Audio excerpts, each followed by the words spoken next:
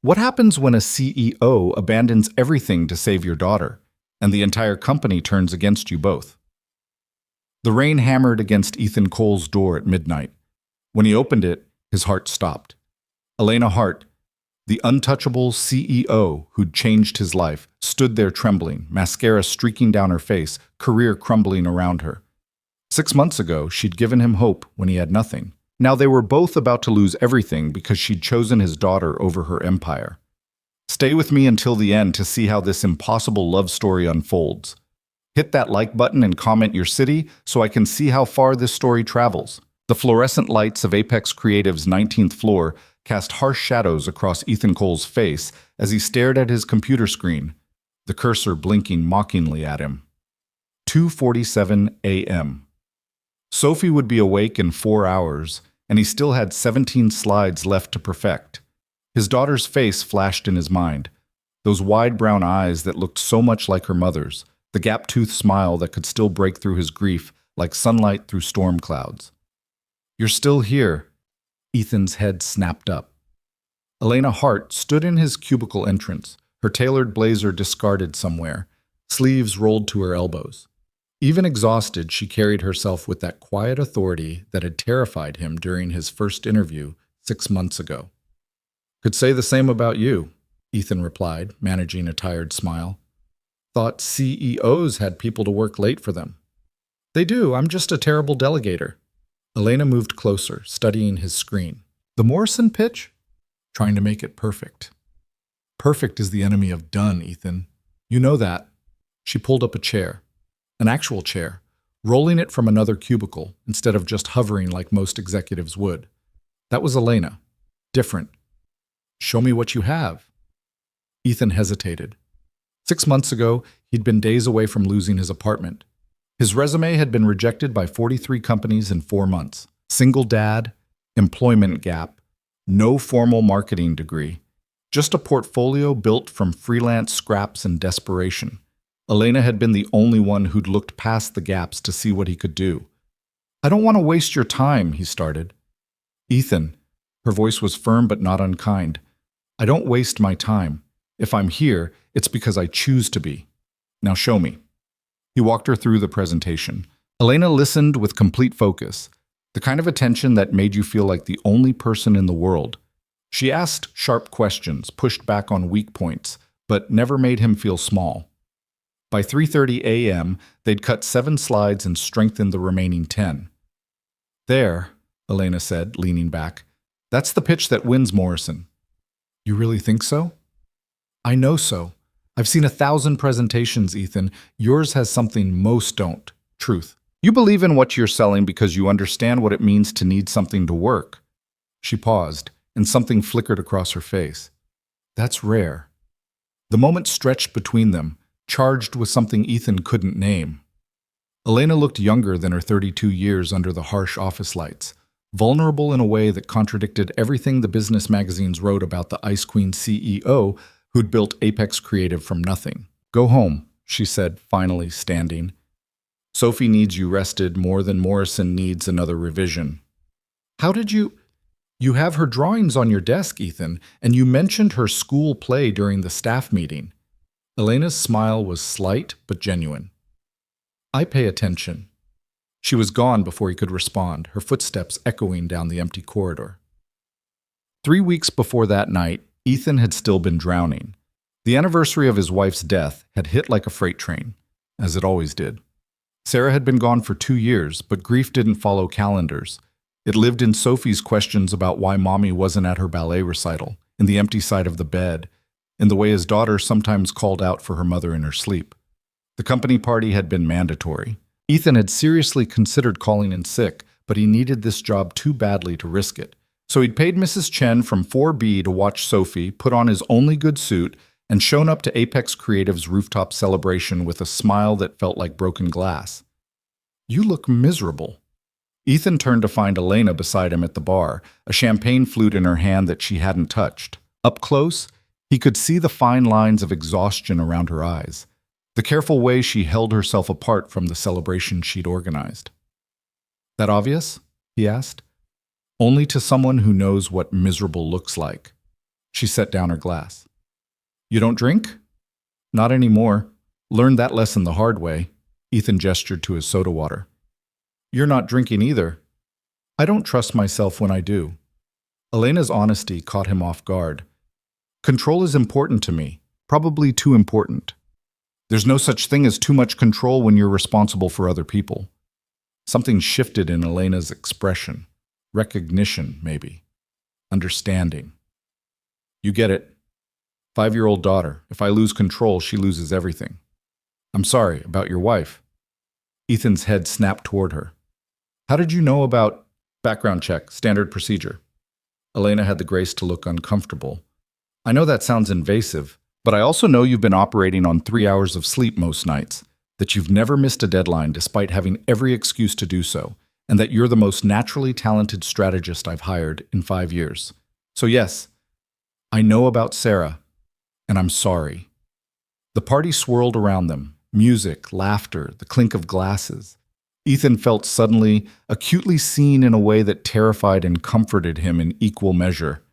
Thank you, he managed, for the job, for the chance, for... Don't! Elena cut him off gently. You earned this position. I don't do charity, Ethan. I do good business. You're good business. They talked for an hour after that. Or rather, they stood in their quiet corner while the party raged on, two people who understood what it meant to be responsible for more than just themselves. Elena told him about the Morrison pitch before it was officially announced, asked his thoughts on direction.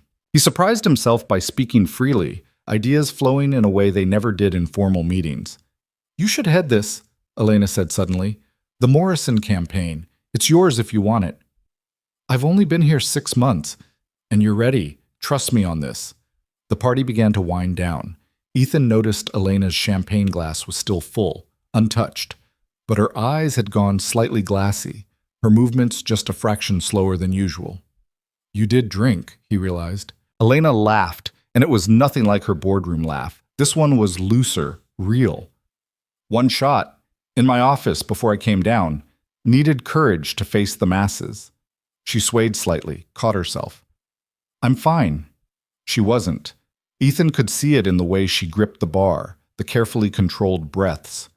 Let me call you a car, he offered. I have a driver. Somewhere. Elena looked around vaguely. Probably smoking with the valets. They hate these things as much as I do. Then let me walk you to your office. You can call from there. Always so proper, Ethan Cole. But she let him guide her toward the elevators. The 19th floor was deserted. Everyone still at the party or already gone home. Elena's office occupied the corner. Glass walls, minimalist furniture, a view of the city that probably cost more than Ethan made in a year. She collapsed into her chair with none of her usual grace. You know what's funny? She asked, words slightly slurred. I have everything I ever wanted. Company, success, respect. And I'm still the scared foster kid who thought she wasn't good enough for the nice families. Ethan's chest tightened. Elena, 13 homes. That's how many I lived in before I aged out. 13 chances for someone to want me, and nobody did. She laughed bitterly. But I showed them, right? Built an empire. Proved I was worth something. You were always worth something. Ethan knelt beside her chair, making himself meet her eyes. The fact that those families couldn't see it says everything about them and nothing about you. Elena looked at him for a long moment, something breaking open in her expression. Then she leaned forward, her intention clear. Ethan caught her gently by the shoulders, stopping her an inch away. His heart hammered against his ribs. Every lonely night since Sarah's death screamed at him to close that distance, to take comfort in this brilliant, broken woman who understood isolation like he did. But he couldn't. Not like this. Elena, he said softly, if you were sober right now, I'd make the first move. But you're not. And you deserve better than a decision you'll regret in the morning. Her eyes widened, then filled with something that looked like gratitude and devastation combined. She pulled back, pressing her hands to her face. I'm sorry, she whispered. God, I'm so sorry. That was completely inappropriate. Hey. Ethan waited until she looked at him. Nothing happened. And even if it had, we're both adults, both lonely, both trying to figure out how to be whole again. He stood, putting necessary distance between them. But I need this job, and you don't need the complication. So let's call your driver, get you home safe, and tomorrow we pretend this was just a long night at a party neither of us wanted to attend.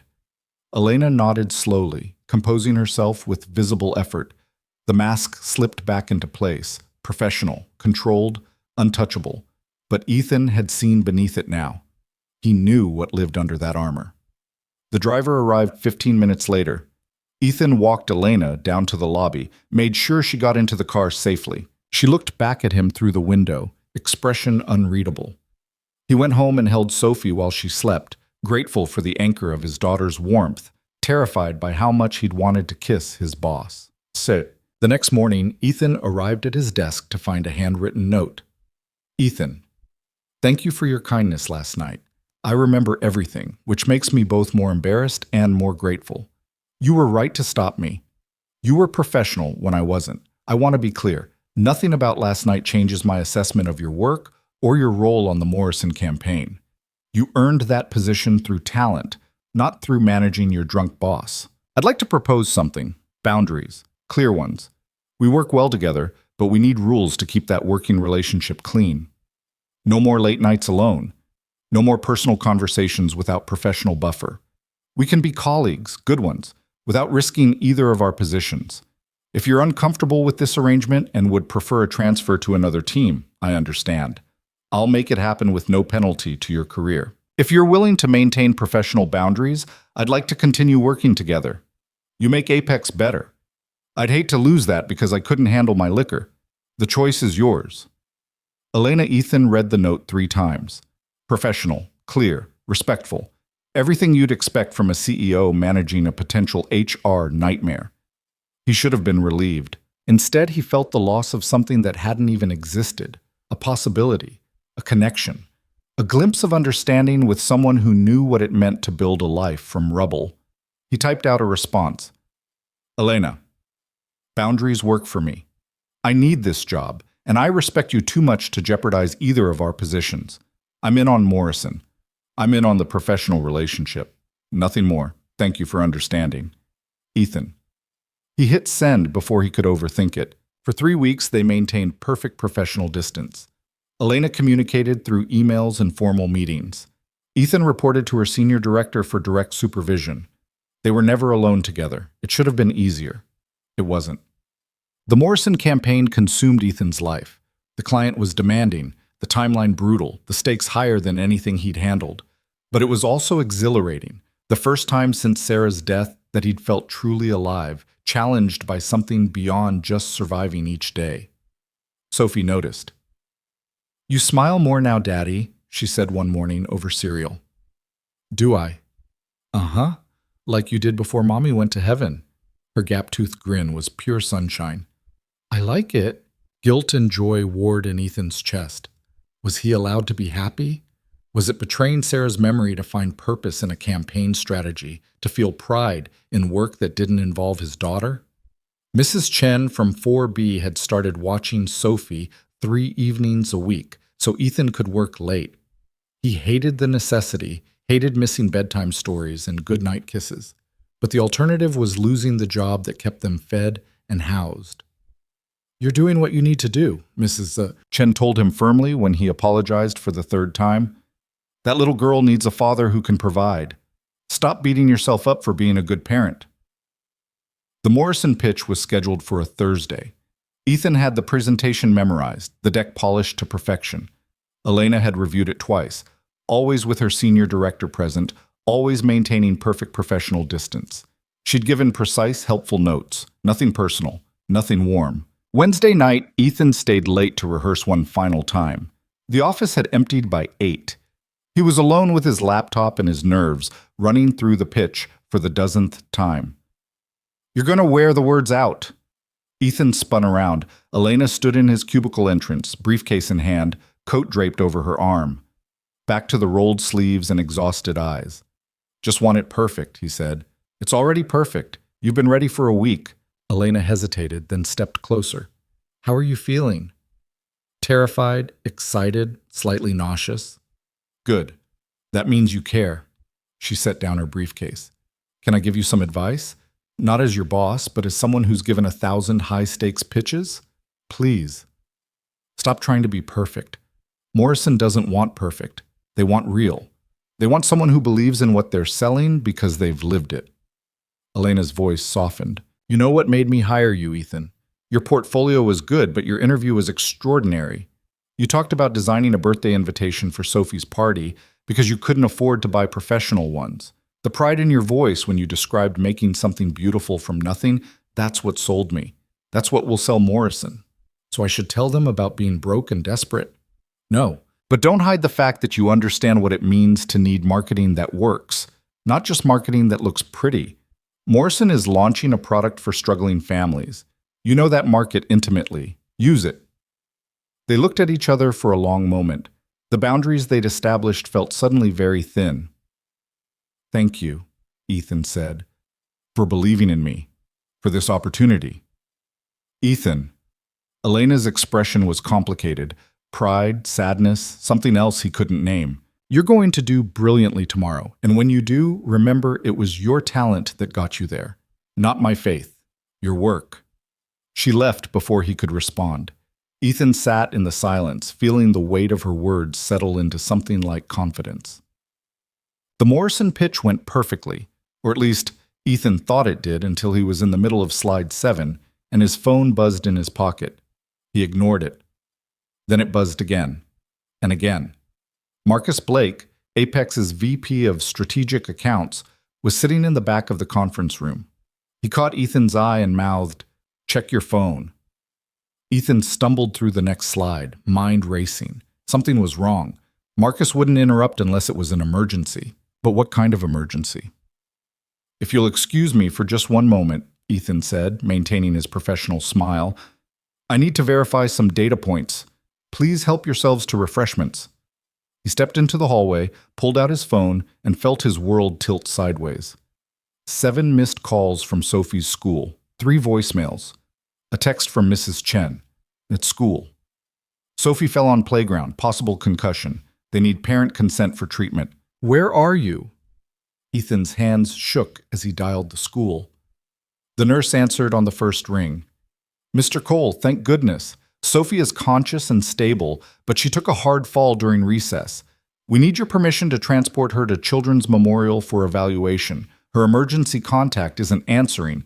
I'm in the middle of—" Ethan stopped, heard what he was about to say, felt sick. "I'll be there in 20 minutes. Don't move her. I'm coming." He hung up and stood in the hallway, mind blank with panic. The Morrison pitch, his career, Elena's faith in him. Everything he'd worked for sat in that conference room, waiting for him to return and close the deal. Sophie was lying on a playground, hurt and scared, waiting for her father. There was no decision to make. Ethan walked back into the conference room, smiled at the Morrison executives, and said the words that would probably end his career.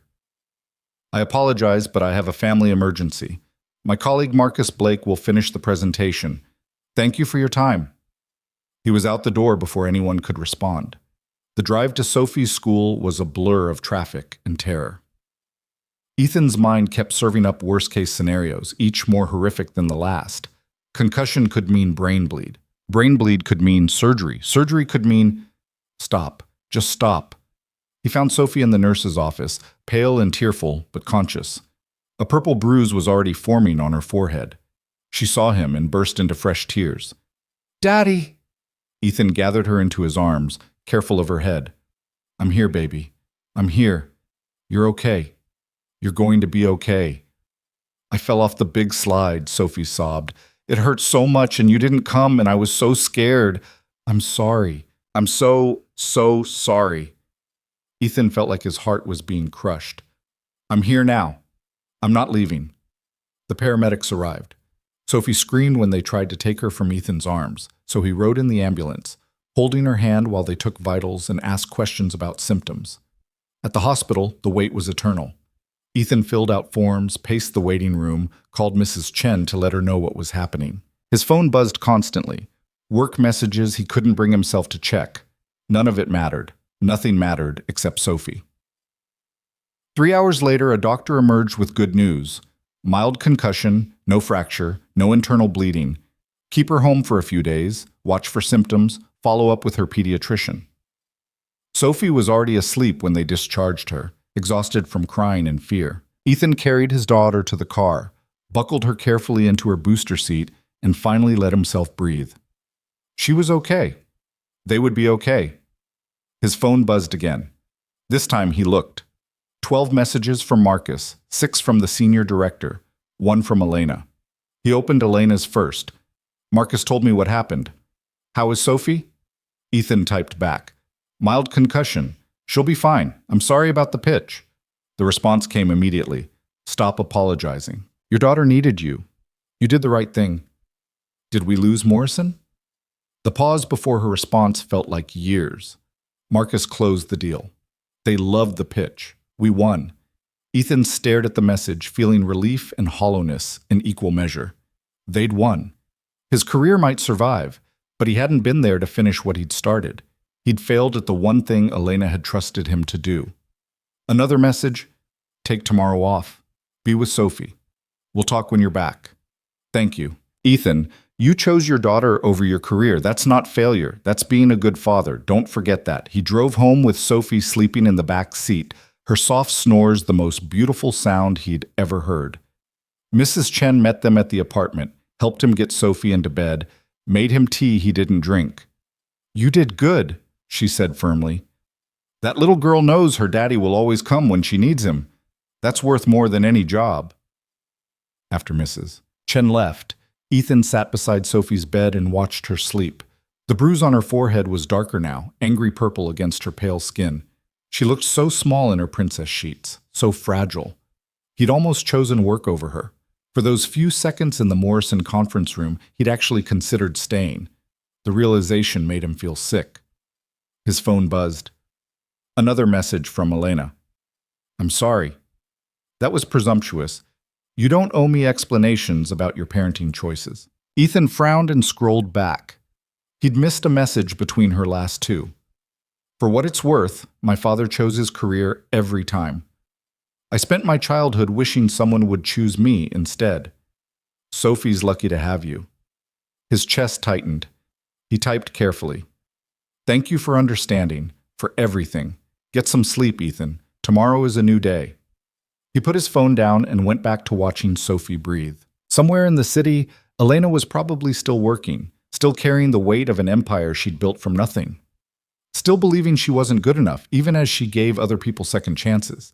They'd established boundaries, professional distance, safe, separate lives. But in that moment, holding vigil over his sleeping daughter, Ethan realized something terrifying. He was starting to care about Elena Hart in ways that had nothing to do with work and everything to do with the way she saw him, not as a struggling single dad or a charity case, but as someone who deserved to be chosen. And that was more dangerous than any pitch, any deadline, any career he could imagine. Sophie recovered quickly, the way children do, her bruise fading from purple to yellow-green over the following week. But something had shifted in the careful architecture of Ethan's professional life. The boundaries he and Elena had constructed felt less like protection and more like prison walls. The Morrison win had been celebrated across Apex Creative. Marcus Blake had taken most of the credit in the official presentation, though he'd been decent enough to mention Ethan's foundational work. Ethan had returned to the office after 3 days at home to find his desk covered in congratulatory notes from colleagues he barely knew. Elena's note had been simple. Well done. My office at 2 p.m. when you're settled. Now Ethan sat across from her, the glass walls of her office making him hyper-aware of the eyes watching from the floor below. Elena looked tired, shadows under her eyes that concealer couldn't quite hide. How's Sophie? She asked. Back to normal, already asking when she can climb the big slide again. Ethan managed a smile. Fearless. I don't know where she gets it. From you. Elena's voice was firm. Walking away from that pitch took more courage than finishing it would have. I didn't walk away. I ran away from my responsibility. You ran toward a more important one. Elena leaned forward, and Ethan caught a whiff of her perfume, something subtle and expensive that made his chest tighten. I called you here because I'm promoting you, senior strategist, your own team, full benefits package including better health insurance for Sophie. Ethan's mind went blank. What? The Morrison win was because of your strategy. Marcus executed well, but the foundation was yours. You deserve recognition for that. Elena slid a folder across her desk. This is your new contract. Take the weekend to review it. If you have questions, HR can... Why are you doing this? Elena's expression flickered, surprise, then something more vulnerable. Because you earned it. That's not what I mean. Ethan knew he should stop talking, accept the gift, maintain the boundaries, but the question burned in his throat. You could have given this to Marcus, or promoted internally. Instead, you're elevating the guy who abandoned the biggest pitch of the quarter. You didn't abandon anything. Elena's voice went sharp. You prioritized correctly. That's the kind of judgment I need in senior leadership. Is that all this is? Good judgment? The question hung between them like smoke. Elena's jaw tightened, and for a moment Ethan thought she might end the meeting, send him away with his promotion and his questions unanswered. Instead, she stood and walked to her window, putting her back to him in the watching office.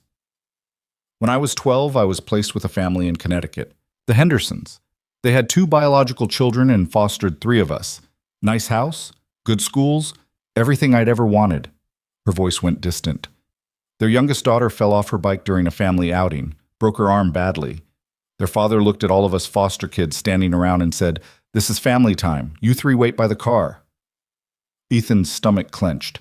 We stood there for 2 hours while they were at the hospital. When they came back, he explained that we needed to understand our place.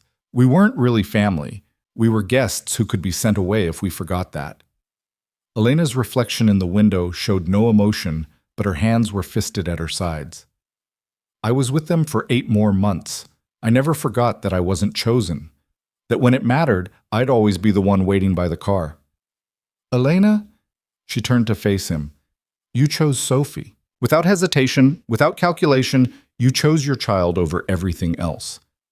Do you have any idea how rare that is? How many people I've watched sacrifice their kids for promotions, for clients, for things that won't matter in 5 years? Most people don't have a choice. Everyone has a choice. You made yours. Elena's eyes were too bright. So yes, this is about good judgment, but it's also about the fact that you're the kind of person who deserves to win, Ethan. And I'm in a position to make that happen. So let me. Ethan looked at the contract on the desk, at Elena's carefully controlled expression, at the office beyond the glass where people pretended not to watch. He thought about boundaries and professionalism and all the rules they'd established to keep their lives separate and safe. Thank you, he said quietly. I'll read the contract. And Elena, I'm sorry about the Hendersons. They were wrong. You deserve to be chosen. Something cracked in Elena's composure. Just for a second, a flash of the vulnerable woman who'd almost kissed him at the party. Then the mask slid back into place. Go home to your daughter, Ethan. Enjoy the weekend. We'll talk Monday. He left with the contract under his arm and the weight of Elena's story pressing against his ribs. The promotion changed everything and nothing. Ethan had his own office now, a small team of 3, projects that actually mattered. The money was better, not wealthy, but comfortable. He could afford to cut back Mrs. Chen's hours, be home for more bedtimes, take Sophie to the Science Museum on Saturdays without counting every dollar. But the new position also meant more responsibility, longer hours, and increasingly frequent late nights, which meant more time with Elena. It started innocently enough. Strategy sessions that ran past midnight, campaign crises that required all hands on deck, client emergencies that couldn't wait until morning. The professional justifications were endless and entirely legitimate. What was harder to justify was the way those late nights evolved. The first time they ordered takeout together, it was pure practicality. The second time felt like precedent. By the 5th time, it had become ritual. Chinese food on the floor of Elena's office, spreading campaign materials across the carpet, because the conference table wasn't big enough. You eat like Sophie, Elena observed one night, watching Ethan struggle with chopsticks. Badly and with great enthusiasm. Ethan laughed. She's got better fine motor skills than I do. Can you imagine how embarrassing that is? I can't use chopsticks either. Elena demonstrated her own clumsy grip. Never learned. None of my foster families were big on cultural education. Well, we're a match set then, the 2 least coordinated people at Apex Creative. Speak for yourself. I'm very coordinated. Elena's smile was soft, unguarded in a way it never was during business hours. I just choose to express it through color-coded spreadsheets instead of utensil management. They were sitting close together, close enough that Ethan could see the flecks of gold in her eyes, close enough to feel the warmth radiating from her skin. The boundaries they'd established felt very far away. Ethan cleared his throat and shifted back. Tell me about the Westbrook pitch. You said they were asking for revisions? Elena's expression shuddered slightly, recognition that he was redirecting, gratitude that he'd noticed the danger. 17 of them, all contradictory. I think they just like watching us dance. They fell back into work talk, safe and professional. But something had shifted. The boundaries were still there, but they'd gone transparent. They could see through them now, see what waited on the other side. The confessions started small, throwaway comments during long nights that revealed more than either intended. I don't know how you do it, Elena said one evening, watching Ethan text goodnight to Sophie. Balance everything, work and parenting, and still be good at both. I'm not good at both. I'm adequate at parenting and increasingly competent at work. There's a difference. Sophie adores you. I hear you on the phone with her. That's not adequacy, Ethan. That's love. Love's the easy part. Keeping her fed and housed and emotionally stable while grieving her mother and building a career from rubble, that's the hard part. Ethan set down his phone. Some days I feel like I'm failing at everything. Like I'm giving her half a parent and giving Apex half an employee, and nobody's getting what they deserve.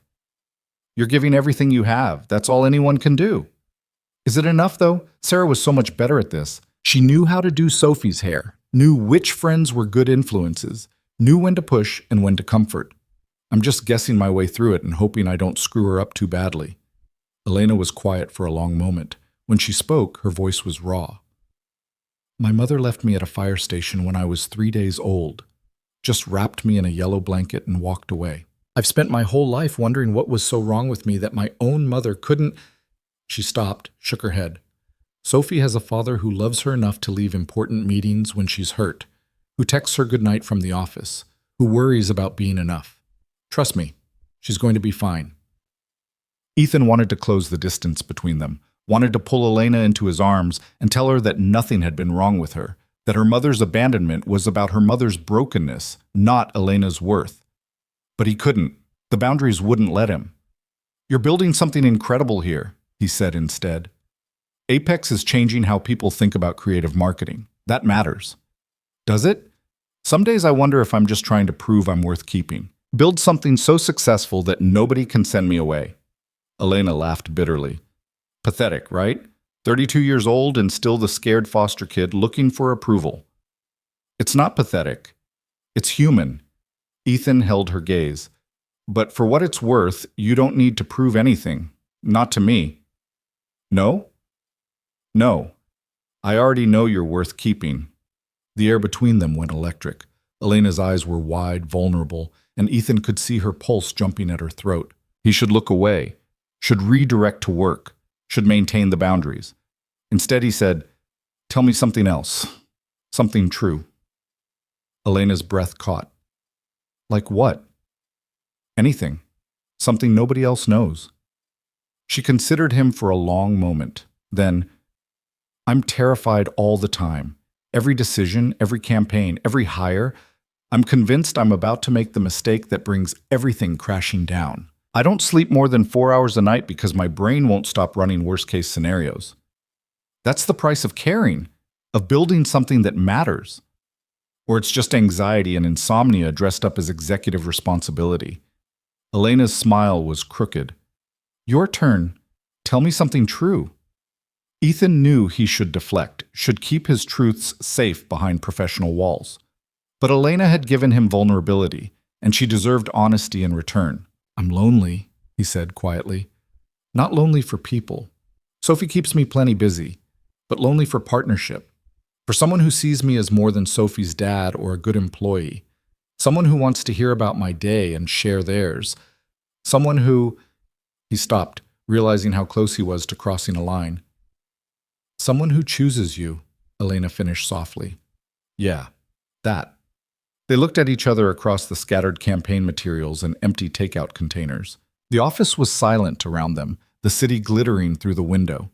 Ethan could hear his own heartbeat, could see the way Elena's hands trembled slightly as she picked up her water bottle. "We should call it a night," she said, voice carefully neutral. "It's late." "Right, yes, late." Ethan started gathering materials with too much energy, needing something to do with his hands. "Sophie's got dance in the morning. I should—" "Ethan." He looked up. Elena was standing now, briefcase in hand, coat draped over her arm. Professional, controlled. But her eyes betrayed her. "This is working," she said quietly. "Our partnership, the late nights, the campaigns, the way we collaborate. It's good for Apex, good for both our careers." "I know. But it's getting complicated." "I know that too. We need to be careful." Elena's voice was steady, but Ethan could hear the effort it took. "I can't lose you as a colleague. And you can't risk your position here. Sophie needs stability." "Agreed. So we maintain boundaries, professional distance. We keep this, she gestured between them, safely in the box where it belongs." "That's what we said before," Ethan pointed out. "And it worked. It can keep working." Elena's jaw set with determination. "We're adults. We can manage this." Ethan wanted to argue, wanted to point out that their boundaries were already compromised, that every late night pushed them closer to a line neither could uncross without consequences. But she was right. Sophie needed his job. Elena needed her reputation. They needed to be smart. "Professional distance," he agreed. "Starting Monday." "Why Monday?" "Because it's Friday night, and we've got the weekend to pretend we made this decision earlier." Ethan's smile was tired. "Give us that much, at least." Elena's expression softened. "Get some sleep, Ethan, and hug Sophie extra tight tomorrow. She's lucky to have you." "She's all I have. I can't screw this up." "You won't." Elena's voice was certain. "You're a good father. Don't let fear convince you otherwise." She left, and Ethan sat alone in her office, surrounded by evidence of their collaboration. Campaign strategies that bore both their fingerprints. Inside jokes scrawled in margins. The comfortable shorthand they'd developed over months of late nights. He was in dangerous territory. They both were.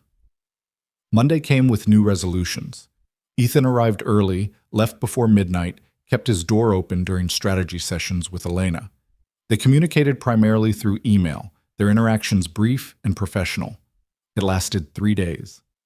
Thursday afternoon, Elena appeared in his doorway. "The Clarion campaign is imploding. Client just called. They're threatening to pull the contract unless we can present a complete revision by Monday morning."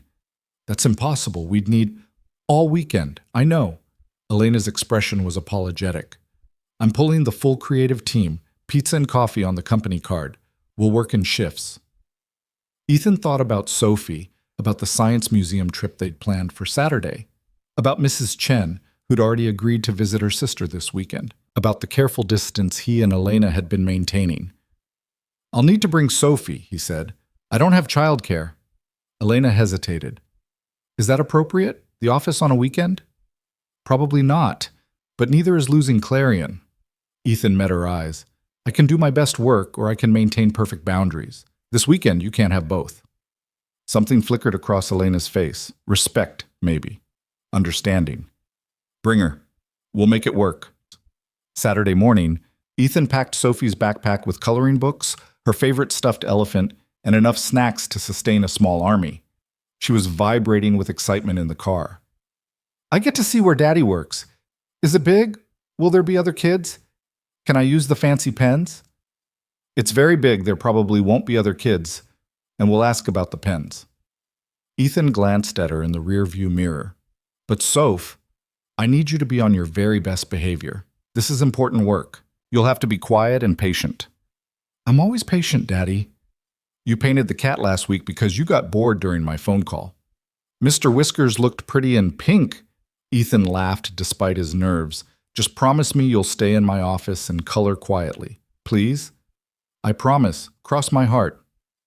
The office was half full when they arrived, the creative team already hunched over laptops and sketchboards. Sophie's eyes went wide at the open floor plan, the floor-to-ceiling windows, the sleek furniture that looked nothing like their cramped apartment. "Whoa," she breathed. "It's like a castle." "More like a very expensive beehive. Come on, my office is this way." Ethan set Sophie up with her coloring books and snacks, then joined the emergency strategy session in the main conference room.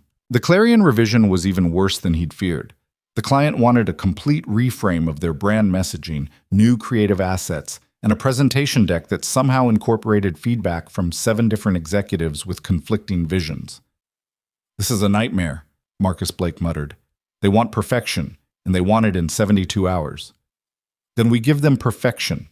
Elena's voice cut through the grumbling. "Ethan, I need you on core messaging. Marcus, visual strategy. Dana, you're on deck design. We work in 4-hour shifts with mandatory breaks. Nobody burns out. Nobody makes mistakes from exhaustion. Clear?" The team scattered to their assignments. Ethan lost himself in strategy work, building a framework that could accommodate the client's contradictory demands. He checked on Sophie every hour. She was coloring contentedly, having transformed his office into a small art gallery. "I made you a picture, Daddy." She held up a drawing of 2 stick figures, one tall and one small, holding hands under a rainbow. "That's us." "It's beautiful, baby. Can I hang it in my office?" "Really? On the wall?" "On the wall where everyone can see it." Sophie's grin could have powered the building. Around noon, Elena appeared in his doorway with sandwiches. "Thought you might—" She stopped, seeing Sophie. "Oh, hello." Sophie looked up from her coloring, eyes wide. "Hi, are you Daddy's boss?" "I am. My name is Elena." Elena's formal tone had softened into something gentler. "What are you working on?" "A princess castle, see? It has 17 towers and a moat with friendly alligators." Sophie held up her masterpiece proudly. "The princess has a dragon friend who helps her fight the bad guys." "That's very progressive. I like a princess who doesn't wait to be rescued." Elena crouched down to Sophie's level, and Ethan's chest tightened at the sight. "May I color with you?" Sophie's jaw dropped. "Really? But you're a grown-up." "Grown-ups can color too, especially when they need a break from boring work things." Elena glanced at Ethan. "If that's okay with your dad." Sure. Of course."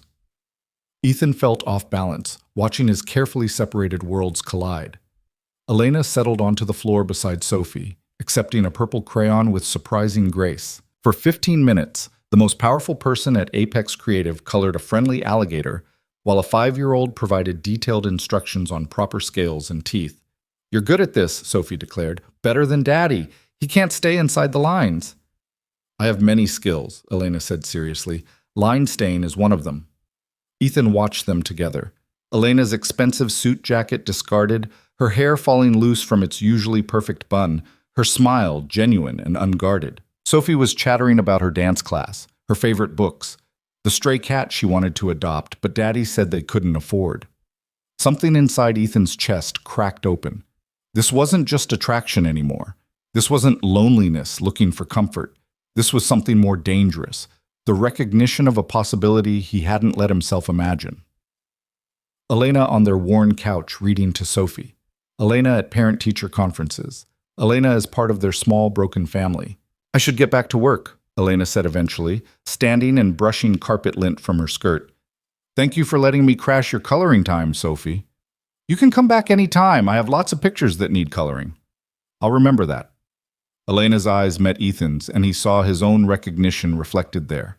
Fear and want, and the knowledge that they were in far deeper than either had admitted. She left, and Sophie immediately grabbed Ethan's hand. "I like her, Daddy. She's nice, and she's really pretty. She's my boss, Soph. We work together." "But she made you smile, the real smile, not the pretend one." Sophie's perception was devastating. "You should be friends with her. She seems lonely like you." "Eat your sandwich, sweetheart." "I'm just saying, Daddy, friends are important." The weekend blurred into endless work. The team rallied, pulling together something remarkable under impossible pressure. Ethan watched Elena lead with quiet authority, managing egos and timelines with equal skill. She checked on everyone regularly, enforced breaks, kept morale high when exhaustion threatened to crack them. And she kept finding reasons to visit Ethan's office, where Sophie had established herself as unofficial mascot. She brought Sophie hot chocolate, let her help pick color schemes for presentation slides, listened with genuine interest to rambling 5-year-old stories. "You're good with her," Ethan said late Saturday night after Sophie had fallen asleep on his office couch. Elena looked at his sleeping daughter, expression unreadable. "I was going to say the same thing about you. She's lucky. I'm the lucky one. She's all the good parts of Sarah without any of my damage." "You're not damaged, Ethan. You're grieving. There's a difference." "Is there?" "Because most days I feel like I'm held together with tape and false optimism." Elena was quiet for a moment, then, "When I was 16, I ran away from my last placement, spent 3 weeks sleeping in bus stations before they found me. I was so angry at the world for not wanting me that I decided to prove I didn't need anyone." She looked at him. "It took years to understand that needing people isn't weakness. It's human.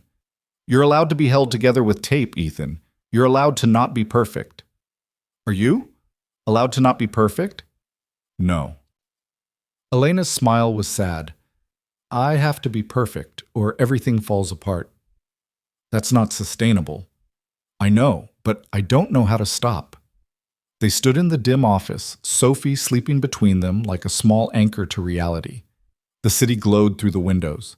Somewhere on the floors below, the creative team was still working. But in this moment, it was just the two of them, and the truth they kept trying to avoid. "I don't know how to do this," Ethan admitted. "How to be around you and keep my distance. How to work with you and not—" He stopped. "Not what?" "Not want more than I should." Elena's breath caught. "Ethan, I know. Boundaries. Professionalism. Everything we agreed to." He ran a hand through his hair. "But you're in my office coloring with my daughter, and she likes you, and I like you, and this is so far past professional that I don't even know where the line is anymore." "The line is wherever we say it is." Elena's voice was steady, but her hands were shaking. "We're adults. We're in control of this." "Are we?" "Because it doesn't feel like control. It feels like falling." "Then we need to stop." We pull back. Maintain distance. Protect what matters. Elena's jaw set. "I won't risk your career. I won't risk Sophie's stability. We're smarter than this." "What if I don't want to be smart? What if I want—" "Don't." Elena cut him off, voice sharp. "Don't say it. Because once it's said, we can't take it back." Ethan looked at her, really looked, saw the fear beneath her control, the want she was desperately trying to contain, saw himself reflected in her struggle. "You're right," he said quietly. "We should focus on work, get through Clarion, maintain boundaries." "Yes, boundaries." Neither of them moved. Then Sophie stirred on the couch, mumbling in her sleep. The spell broke. Elena stepped back, putting necessary distance between them. "I should let you get back to work," she said. "Elena, wait." Ethan couldn't let her leave like this. "Thank you for being kind to Sophie, for making her feel welcome here. You didn't have to do that." "I wanted to." Elena's smile was fragile. "She's special, Ethan. You're both special." She left before he could respond. Ethan stood alone in his office, watching his daughter sleep, feeling the foundation of his carefully controlled life shifting beneath his feet. They were falling, both of them, and he had no idea how to stop. The Clarion presentation on Monday was flawless. The client approved everything, praising the team's creativity and dedication. Elena gave a brief speech crediting everyone's weekend sacrifice, her eyes carefully avoiding Ethan's. When the champagne came out to celebrate, Ethan excused himself early, claiming Sophie had a checkup. It was a lie. Sophie was fine. But he couldn't stand in that conference room watching Elena maintain perfect professional distance, pretending the weekend hadn't happened, pretending they hadn't stood in his office admitting things neither could take back. The office gossip started small. A comment here, a knowing look there. Dana from Creative had noticed how often Elena visited Ethan's office during the Clarion weekend. Someone else had seen them leaving together late one night. Elena's hand briefly touching Ethan's shoulder as they walked to the elevator. None of it was incriminating, all of it was damning. Marcus Blake noticed too. Ethan caught him watching during team meetings, that calculating expression that meant Marcus was filing information away for later use. Marcus had wanted Ethan's promotion, had expected it after carrying the Morrison pitch across the finish line. Elena choosing Ethan instead had created an enemy, and enemies in corporate environments were patient predators. "People are talking," Marcus said casually one afternoon, appearing in Ethan's doorway with coffee and false friendliness. "About you and Elena." Ethan's blood went cold. "There's nothing to talk about." "I'm sure there isn't, but perception matters, doesn't it?" Marcus's smile didn't reach his eyes. "Late nights together, your daughter at the office, Elena taking a personal interest in your career. It looks a certain way. It looks like a CEO mentoring a senior strategist. That's all it is." "Of course. I'm just saying, as a friend, you might want to be careful. Elena's made enemies on the board, people looking for any excuse to question her judgment. Getting too close to an employee half her age could give them ammunition. She's 32, I'm 28, hardly half her age. You know what I mean, the power dynamic. Her history with difficult relationships." Marcus leaned against the doorframe. "I'd hate to see either of you hurt by misunderstanding." After Marcus left, Ethan sat at his desk feeling sick. The threat was clear. Marcus was watching, waiting, ready to weaponize any perception of impropriety. And he was right about one thing. Elena had enemies. People who'd resented her meteoric rise, who whispered that a foster kid with no connections shouldn't be running a company worth millions. Ethan needed to be more careful. They both did. He lasted exactly 4 days before the careful distance became unbearable. Thursday night, everyone else had gone home. Ethan was reviewing campaign data when his office phone rang. Elena, calling from her extension instead of texting. "Can you come to my office? I need your perspective on the Westbrook revisions." It was a flimsy excuse. The Westbrook campaign was handled by Marcus's team, but Ethan grabbed his laptop and went anyway, because he was weak and lonely and tired of pretending he didn't want to see her. Elena's office lights were dimmed, the city sprawling beyond her windows like scattered diamonds. She stood at the glass, her reflection ghostly against the darkness. "There are no Westbrook revisions, are there?" Ethan said quietly, closing the door. "No." Elena didn't turn around. "I'm sorry. I shouldn't have called. I needed to see you, away from the crowds and the cameras and everyone watching. Marcus is suspicious." "I know. I've noticed him watching." Elena finally turned and Ethan could see the exhaustion etched into her face. "We should stop this. The late nights, the private meetings, all of it. It's becoming obvious." "Agreed. So why did you come when I called?" "Same reason you called." Ethan set down his laptop.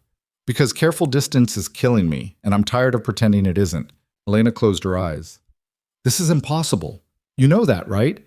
Even if there was no policy against it, even if Marcus wasn't circling like a shark, this could never work. I'm your boss. The power dynamic alone. I don't feel powerless around you, Elena. I feel seen." "That's worse." Her voice cracked slightly. "Because I feel the same way. And I can't. I have responsibilities. A company to run. A reputation I fought too hard to build. I can't throw it away for what? Say it. For something that probably won't work anyway." Elena's laugh was bitter. "I've never made a relationship last more than 6 months. I don't know how to let people close. I sabotage everything good because I'm terrified of being left again. You deserve better than that." Ethan crossed the distance between them before he could stop himself. "You don't get to decide what I deserve, and you don't get to use your fear as an excuse to push me away. I'm not pushing you away. I'm protecting both of us." "From what? Happiness? Connection? The possibility that this might actually be worth the risk?" "From the inevitable crash when it falls apart."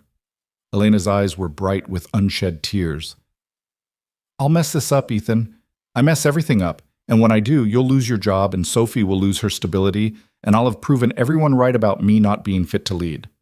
Or," Ethan said quietly, "we could be honest about what this is. Set real boundaries. Navigate it like the adults we claim to be. The policy prohibits direct reporting relationships with romantic involvement. You could assign me to report to Marcus or Dana, remove the direct conflict." Elena stared at him. "You've thought about this." "Of course I've thought about this. I think about it constantly." Ethan's voice dropped. "I think about what it would be like to take you to dinner somewhere that isn't the office floor. To introduce you to Sophie as more than just my boss. To stop pretending I don't feel what I feel. And what do you feel?" The question hung between them like a dare. Ethan knew if he answered honestly, there would be no going back. The boundaries would shatter. Everything would change.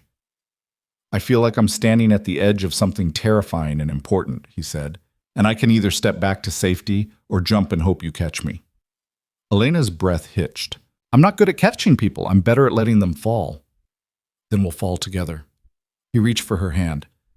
Elena looked at their fingers intertwined, her expression devastated and wanting in equal measure. If we do this, she whispered, if we try, and it destroys everything we've built, then at least we'll know we were brave enough to try. Elena pulled her hand away, and for a horrible moment Ethan thought she was choosing safety. Then she cupped his face in both hands, her touch gentle and desperate. I'm going to hurt you, she said. I don't know how not to. Then hurt me. I'm already hurting from staying away. She kissed him. Finally, after months of restraint and careful distance, Elena Hart kissed Ethan Cole like he was air and she'd been drowning. It was nothing like the almost kiss at the party. That had been alcohol and vulnerability. This was choice. Terrifying, deliberate choice. When they broke apart, both breathing hard, Elena's carefully controlled composure had shattered completely. She looked young and scared and real. What now? She whispered. Now we figure it out. Together. Ethan pressed his forehead to hers. But first, I need to tell you something. Sophie asked about you yesterday. Wanted to know if you could come to her dance recital next month. Elena pulled back slightly. She did? She likes you, and I told her the truth. That you're important to me. That I'd like you to be around more. Ethan's heart hammered. But Elena, if we do this, you need to understand that Sophie comes first. Always. If you can't handle that, if you need me to choose between you, then we stop this right now. I would never ask you to choose. Elena's voice was fierce. Sophie should come first. Any parent who puts a relationship before their child is... She stopped, old pain flickering across her face. I know what it feels like to be the second choice. I won't do that to her. Or to you. Then we're doing this? Actually doing this? We're doing this. Elena smiled, fragile and genuine. Probably stupidly. Definitely recklessly. But yes. They stood in her office, holding each other as the city glittered beyond the glass. Ethan felt the weight of consequences settling over them. The gossip that would intensify, the professional complications, the risk to everything they'd both worked for. But he also felt something else. Hope. The possibility of not being alone anymore. We need rules, Elena said eventually, her practical side reasserting itself. Clear boundaries about office behavior. You'll report to Dana starting next week, removing the direct conflict. No showing favoritism in meetings. No, Elena. Ethan stopped her with a gentle kiss. We'll figure out the rules, but tonight, can we just be two people who finally admitted what they want? She softened against him. Yeah, we can do that. They ordered takeout. Not to the office this time, but to Elena's apartment. A sleek penthouse Ethan had never seen. All clean lines and expensive furniture that looked like a hotel suite. There were no personal photos, no lived-in warmth. It was beautiful and empty, just like Elena had trained herself to be. This is where you live? Ethan asked, looking around. Where I sleep occasionally. I'm at the office most of the time. Elena set down the food containers, suddenly self-conscious. I know it's sterile. I've never been good at the homemaking thing. It's not sterile, it's just waiting. For what? For someone to make it feel like home. Ethan pulled her close. You don't have to do everything alone anymore. You know that, right?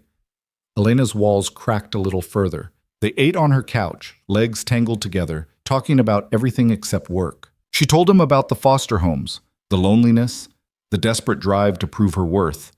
He told her about Sarah's death, the guilt, the fear of failing Sophie. I think about her constantly, Ethan admitted. Wonder if I'm dishonoring her memory by moving on, by feeling this way about you. Do you think she'd want you to be alone forever? No, Sarah was practical like that. She'd probably tell me to stop wallowing and find someone who makes me happy. Ethan's smile was sad. But knowing that intellectually and feeling it emotionally are different things. Grief doesn't follow logic, trust me, I know. Elena was quiet for a moment. My mother, whoever she was, left me at a fire station. For years I was angry at her, hated her for not wanting me. But lately I've been wondering if maybe leaving me was the hardest thing she ever did. If maybe she thought she was giving me a chance at something better. You've forgiven her? I'm trying to. Holding on to that anger was easier than admitting I might never know why she left, that there might not be a reason that makes sense. Elena looked at him. Sometimes we have to make peace with not having all the answers. They fell asleep on her couch, wrapped in each other, both exhausted from months of resistance. Ethan woke at dawn to find Elena watching him with an expression he couldn't read. "What?" he murmured. "I'm scared," she whispered. "This feels too good. Like it can't possibly last." "So we make it last. We fight for it." "I don't know how to fight for people. I only know how to fight alone." Ethan pulled her closer. "Then I'll teach you, and you can teach me how to trust that someone won't leave." They spent the weekend carefully hidden from the world. Ethan brought Sophie to the park while Elena worked from home. They texted constantly, building a connection that felt both new and inevitable. When Ethan tucked Sophie into bed Sunday night, she asked the question he'd been dreading. "Daddy, are you and Miss Elena boyfriend and girlfriend?" Ethan's heart stopped. "What makes you ask that?" "You smile different now. Happy smile, not just okay smile." Sophie's perception was devastating. "And you talk about her a lot, like how you used to talk about Mommy. Would that bother you? If Elena and I were more than friends?" Sophie considered this seriously. "Will she be nice to me?" "Always." "Will she try to replace Mommy?" "Never. Nobody could replace your mom, sweetheart, but Elena could be someone new, someone who cares about both of us." "Okay then." Sophie yawned. "I like her. She's good at coloring." It was the most 5-year-old blessing Ethan could have hoped for. Monday morning brought reality crashing back. Ethan arrived at the office to find an email from HR requesting a meeting. His stomach dropped. Someone had reported them. Someone had seen something, said something, and now the consequences were beginning. He went to Elena's office first. She was already there, her expression grim. "You got the email too?" he asked. "Mine was different. They want to meet with me this afternoon. Wouldn't say why." Elena's hands were shaking slightly. "This is it, isn't it? Someone talked. Marcus or…" "We don't know that. Could be routine." "Routine meetings don't require executive presence." Elena stood, pacing. "I should have been more careful. Should have maintained better distance. Now you're going to pay for my lack of control." "Stop!" Ethan caught her hands. "Whatever this is, we face it together. That's what partnership means. You could still back out. Tell them nothing happened. Protect your career." "I'm not backing out, and I'm not lying." Ethan's voice was firm. "We did nothing wrong. We're both adults. If they have concerns about professionalism, we'll address them. But I'm not pretending you don't matter to me." Elena looked at him with something like wonder. "You really mean that?" "Every word." The HR meeting was worse than Ethan feared. Marcus Blake had filed a formal complaint alleging inappropriate conduct between Elena and Ethan. He'd documented late-night meetings, personal interactions, Elena's presence at Ethan's office during the Clarion weekend. He'd painted a picture of a CEO abusing her power to pursue a relationship with a subordinate employee. "These allegations are serious," the HR director said, her expression neutral. "If true, they represent multiple policy violations. We'll need to investigate thoroughly." "There is a relationship," Elena said clearly, "but it's consensual, and we were already planning to restructure reporting lines to eliminate any conflict of interest." The HR director's eyebrows rose. "You're confirming the relationship?" "I'm confirming that Ethan and I have developed personal feelings for each other. We've acted on those feelings outside of work hours. We have not allowed them to impact professional decisions or create favoritism." Elena's voice was steady. "If you review Ethan's performance evaluations, you'll see they're consistent with his work quality. His promotion was merit-based. Everything has been above board, except the relationship itself, which should have been disclosed immediately." "You're right.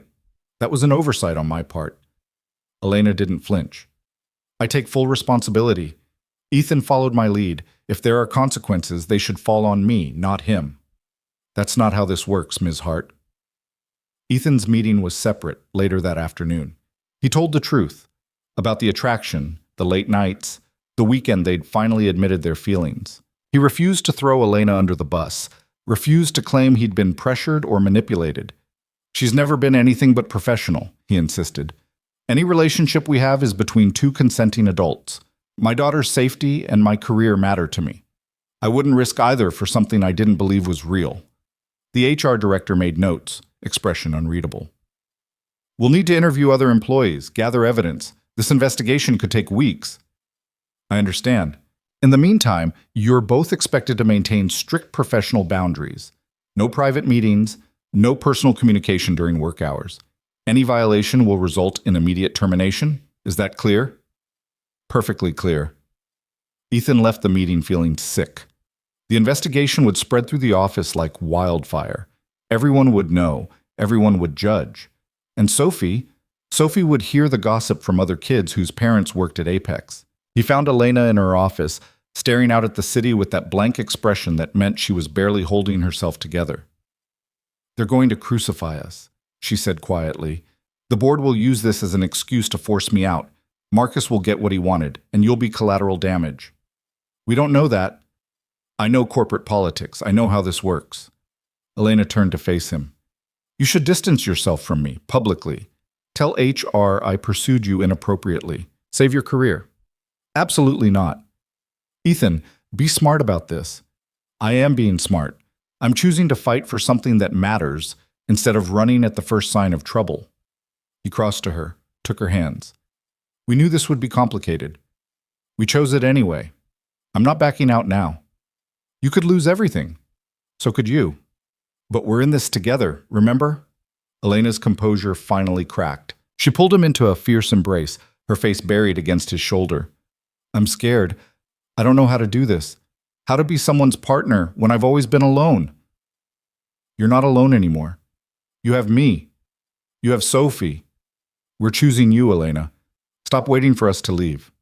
They stood together in her office as the sun set beyond the windows, holding each other while their professional lives crumbled around them. The investigation would be brutal. The gossip would be worse. But in that moment, wrapped in each other's arms, they were exactly where they needed to be. The next morning, Ethan arrived at work to find Sophie's school on his caller ID. His heart stopped. Not again. Please, not again. Mr. Cole, this is Principal Morrison. Sophie's fine, but we had an incident on the playground. Some older children were saying things about you. About your relationship with someone at work. Sophie got upset and pushed one of them. We need you to come in. The drive to Sophie's school felt like moving through molasses. Ethan's mind raced. She'd heard the gossip. Someone's parent worked at Apex, had talked about the investigation at home, and their child had brought it to school. Sophie had defended him and gotten in trouble for it.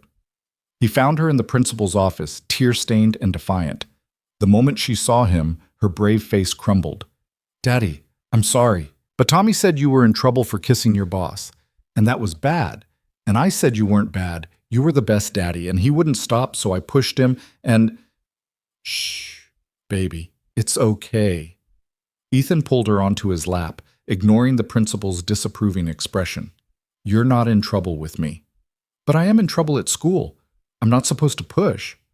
Sophie's voice was small. Are you really in trouble at work? Because of Miss Elena? Ethan met the principal's eyes. Could you give us a moment? When they were alone, he cupped Sophie's face gently. Listen to me, sweetheart. You know how you have friends at school, people who make you happy and help you when you're sad? Like Emma and Tyler. Exactly. Well, grown-ups have friends too, and sometimes those friendships turn into something more special. That's what's happening with me and Miss Elena. Like you and Mommy were special? The question gutted him. Different from me and Mommy. But yes, special. And some people at my work think that's wrong because Elena is my boss. So they're asking questions to make sure everything is okay. Is everything okay? Yes. But it might be confusing for a while. People might say things. And I need you to be brave and remember that what matters is how we treat each other, not what other people think. Ethan kissed her forehead. Can you do that for me? Sophie nodded solemnly. I can be brave. But Daddy, I don't like Tommy anymore. He was mean about you and Miss Elena. Tommy's just repeating what he heard from grown-ups. The mean is their fault, not his. They went home early, Sophie subdued and worried in a way that broke Ethan's heart. He made her favorite dinner, read extra stories, held her until she fell asleep. Then he sat in his living room and finally let himself feel the full weight of what they'd done. His daughter was suffering because of his choices. His career hung by a thread. Elena was facing professional destruction. And for what? A relationship that might not even survive the pressure they were under? His phone buzzed. Elena. How's Sophie? Scared, confused, asking questions I don't know how to answer. I'm so sorry. This is my fault. It's not. We made this choice together. I could fix this. Take full responsibility. Tell the board you had nothing to do with initiating the relationship. They might let you stay if I fall on my sword. Ethan stared at the message, anger rising hot in his chest. He called her instead of texting back. Stop trying to sacrifice yourself, he said when she answered. That's not noble. That's you running from connection like you always do. I'm trying to protect you. By pushing me away? By proving to yourself that you're not worth fighting for? I see what you're doing, Elena, and I'm not letting you do it. Sophie is crying because of me.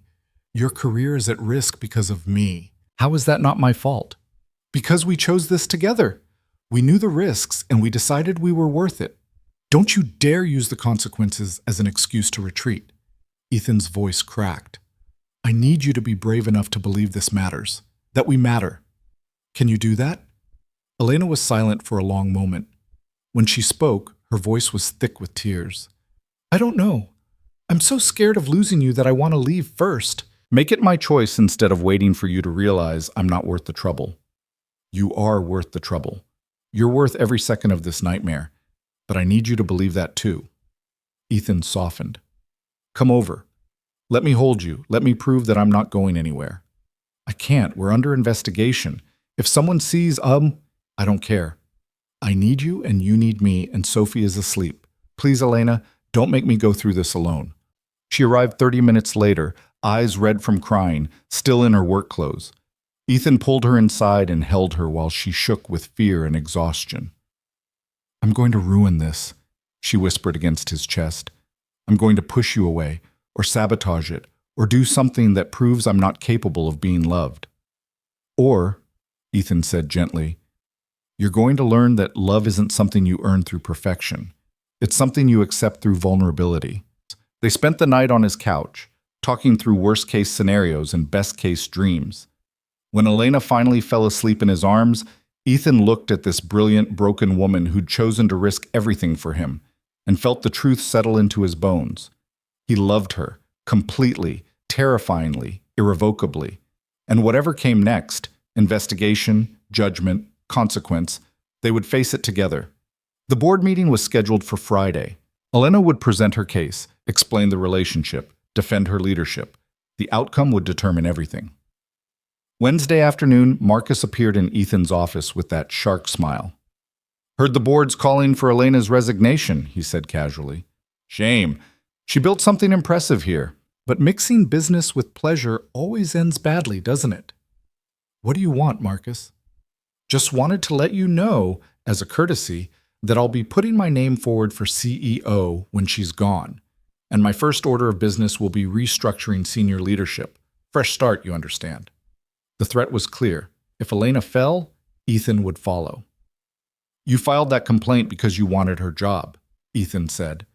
Not because you actually care about policy violations. Can it be both? Marcus's smile widened. The best weapons are the ones wrapped in righteousness. Elena broke the rules. I'm simply ensuring there are consequences. After Marcus left, Ethan called Elena. He's angling for your position. The complaint was never about us. It was about creating an opportunity for himself. I know the board's already been approached by several executives offering to step into leadership if I'm removed. Elena sounded exhausted. This was always going to happen. I just gave them the excuse they needed. Then we fight. We expose Marcus's motivations. Ethan, stop. Even if we prove Marcus filed in bad faith, we still violated policy. We still kept our relationship secret when we should have disclosed it immediately. The board has legitimate grounds for termination. So, you're just giving up? I'm being realistic. Elena's voice broke. I'm going to resign Friday, effective immediately. It's the only way to protect you. No, absolutely not. If I resign, the investigation ends. You stay. Sophie keeps her stability. Everything goes back to normal. Except you lose everything you built, and I lose you. Ethan's hands were shaking. That's not normal. That's not acceptable. It's the smart play. It's the coward's play. And you're not a coward, Elena Hart. You're the bravest person I know. So stop hiding behind martyrdom and fight for what we have. I don't know how. Then let me fight for you. Let Sophie fight for you. Let the people who love you prove that you're worth defending. Ethan's voice gentled. You've spent your whole life proving you're good enough to be kept. Stop trying to earn love and just accept it. We choose you. Every day, every crisis, every consequence, we choose you. Please believe that.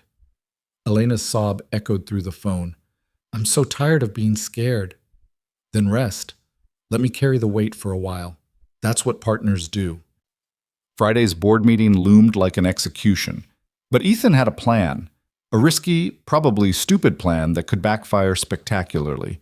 But he was done playing by rules designed to keep people in their places. He was ready to fight. Thursday night, Ethan sat at his kitchen table with his laptop open and a resignation letter half written on the screen. Sophie was asleep in her room, clutching the stuffed elephant Elena had given her during the Clarion weekend. The apartment was quiet except for the hum of the refrigerator and the sound of Ethan's own breathing. He'd been staring at the same paragraph for an hour. The words felt like surrender, like everything Sarah had fought to give them was slipping through his fingers. But if his resignation could save Elena's career, could protect Sophie from more playground incidents and whispered gossip, wasn't that the right choice? His phone buzzed. A text from Dana, his supposed new supervisor in the restructured reporting chain that would never happen now.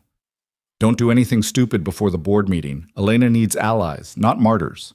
Ethan's fingers hovered over the keyboard. He thought about Elena's face when she'd told him about being left at the fire station, about the Hendersons making her wait by the car, about every moment in her life when she'd been chosen last or not at all. He thought about his own promise that they would fight together. He deleted the resignation letter. Instead, he opened a new document and began typing something else entirely. A proposal. A solution. A path forward that didn't require either of them to sacrifice everything they'd built. It was audacious and probably naive, but it was better than going down without swinging. By midnight, he had a 15-page document outlining a structural reorganization that would eliminate conflicts of interest, establish clear ethical boundaries, and actually strengthen Apex Creative's leadership rather than weaken it. He sent it to Elena with a simple message. Read this before tomorrow. Trust me. Her response came at 2 a.m. This is crazy. Crazy enough to work? Maybe. But Ethan, even if the board accepts this, Marcus will fight it. He wants my position. He won't stop until he gets it. Then we make sure he doesn't get it. We expose his real motivations. We show the board that his complaint was never about protecting company integrity. How? Leave that to me. Just promise me you won't resign tomorrow. No matter what happens, no matter how bad it looks, you stay and you fight. The pause before her response felt eternal. Then, okay, I'll fight. But if this goes wrong, it won't. Your confidence is either inspiring or delusional. I haven't decided which. Both, definitely both. Ethan smiled at his phone.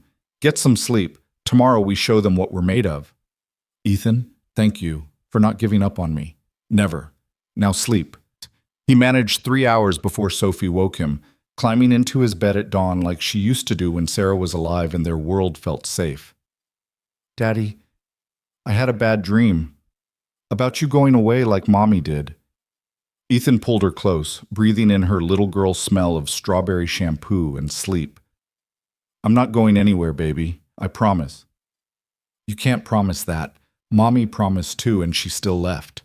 Sophie's voice was too knowing for 5 years old. You could have an accident, or get sick, or... Hey, look at me. Ethan waited until her brown eyes met his. You're right.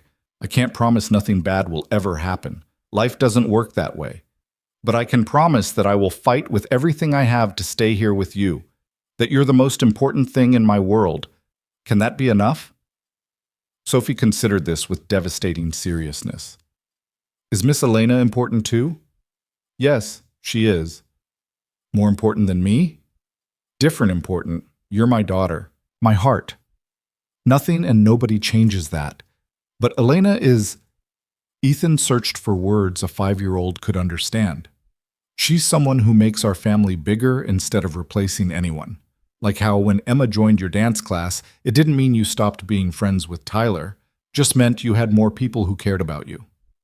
So Miss Elena is like an extra friend? Something like that. But I need you to understand, if having her in our lives makes things hard for you, if the kids at school keep being mean, then we'll figure out something different. You come first, always. Sophie nestled closer. I like her, Daddy. Even if Tommy's being a jerk about it.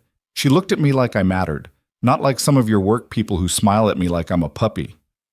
Ethan's heart swelled with pride and pain. His daughter had learned too young to recognize when adults were being genuine versus performative. She'd learned to guard her trust, to watch for signs that people might leave, but she'd chosen to trust Elena anyway. Then we'll fight to keep her, he said. Deal? Deal. But Daddy, if you're going to fight, you should eat breakfast first. Mommy always said fighters need fuel. She was so much like Sarah sometimes it hurt. Ethan made pancakes while Sophie chattered about her dance recital next week, about the new girl in her class who didn't have many friends yet, about whether they could get a cat when they moved to a bigger apartment. She was dreaming of futures, plural, and that felt like hope. The board meeting was scheduled for 2 in the afternoon. Ethan arrived at Apex Creative at noon to find the office buzzing with tension and speculation. People stopped talking when he walked past. Some looked sympathetic. Others looked like they were watching a train wreck in slow motion. Marcus was holding court in the break room, surrounded by junior executives who hung on his every word. When he saw Ethan, his smile was pure predator. Big day, Marcus called out. You nervous? Should I be? I would be. The board doesn't take policy violations lightly, especially when they compromise company integrity, Marcus's voice carried to the gathered crowd. But hey, maybe they'll be lenient. Give you a chance to resign with dignity instead of being terminated. Ethan forced himself to walk over, to face Marcus in front of the watching employees. Is that what you're hoping for? That Elena and I both disappear so you can slide into the CEO chair without real competition? Marcus's expression hardened. Careful, Cole. False accusations won't help your case. Nothing false about it. You filed that HR complaint because you wanted Elena's job, not because you actually care about ethical conduct. If you cared about ethics, you'd have disclosed that you've been meeting with board members privately for weeks, positioning yourself as her replacement. The break room went silent. Marcus's jaw clenched. That's a serious allegation. Is it untrue? My conversations with board members are my own business. Unless those conversations constitute undermining a sitting CEO through manufactured scandal. Ethan kept his voice level, aware of the phones probably recording this confrontation. You saw an opportunity when Elena and I got close. You weaponized it. That's not protecting the company. That's political maneuvering. You don't know what you're talking about. Then explain it to the board this afternoon. I'm sure they'd love to hear about your lunch meetings with Director Chen and Director Rodriguez, about how you've been proposing organizational restructures that conveniently place you at the top. Marcus stepped closer, voice dropping to a dangerous whisper. You're making an enemy you can't afford, Cole. I could destroy what's left of your career with one phone call. You already tried. The HR complaint, the gossip, turning my daughter's playground into a battlefield. You've done your worst, Marcus.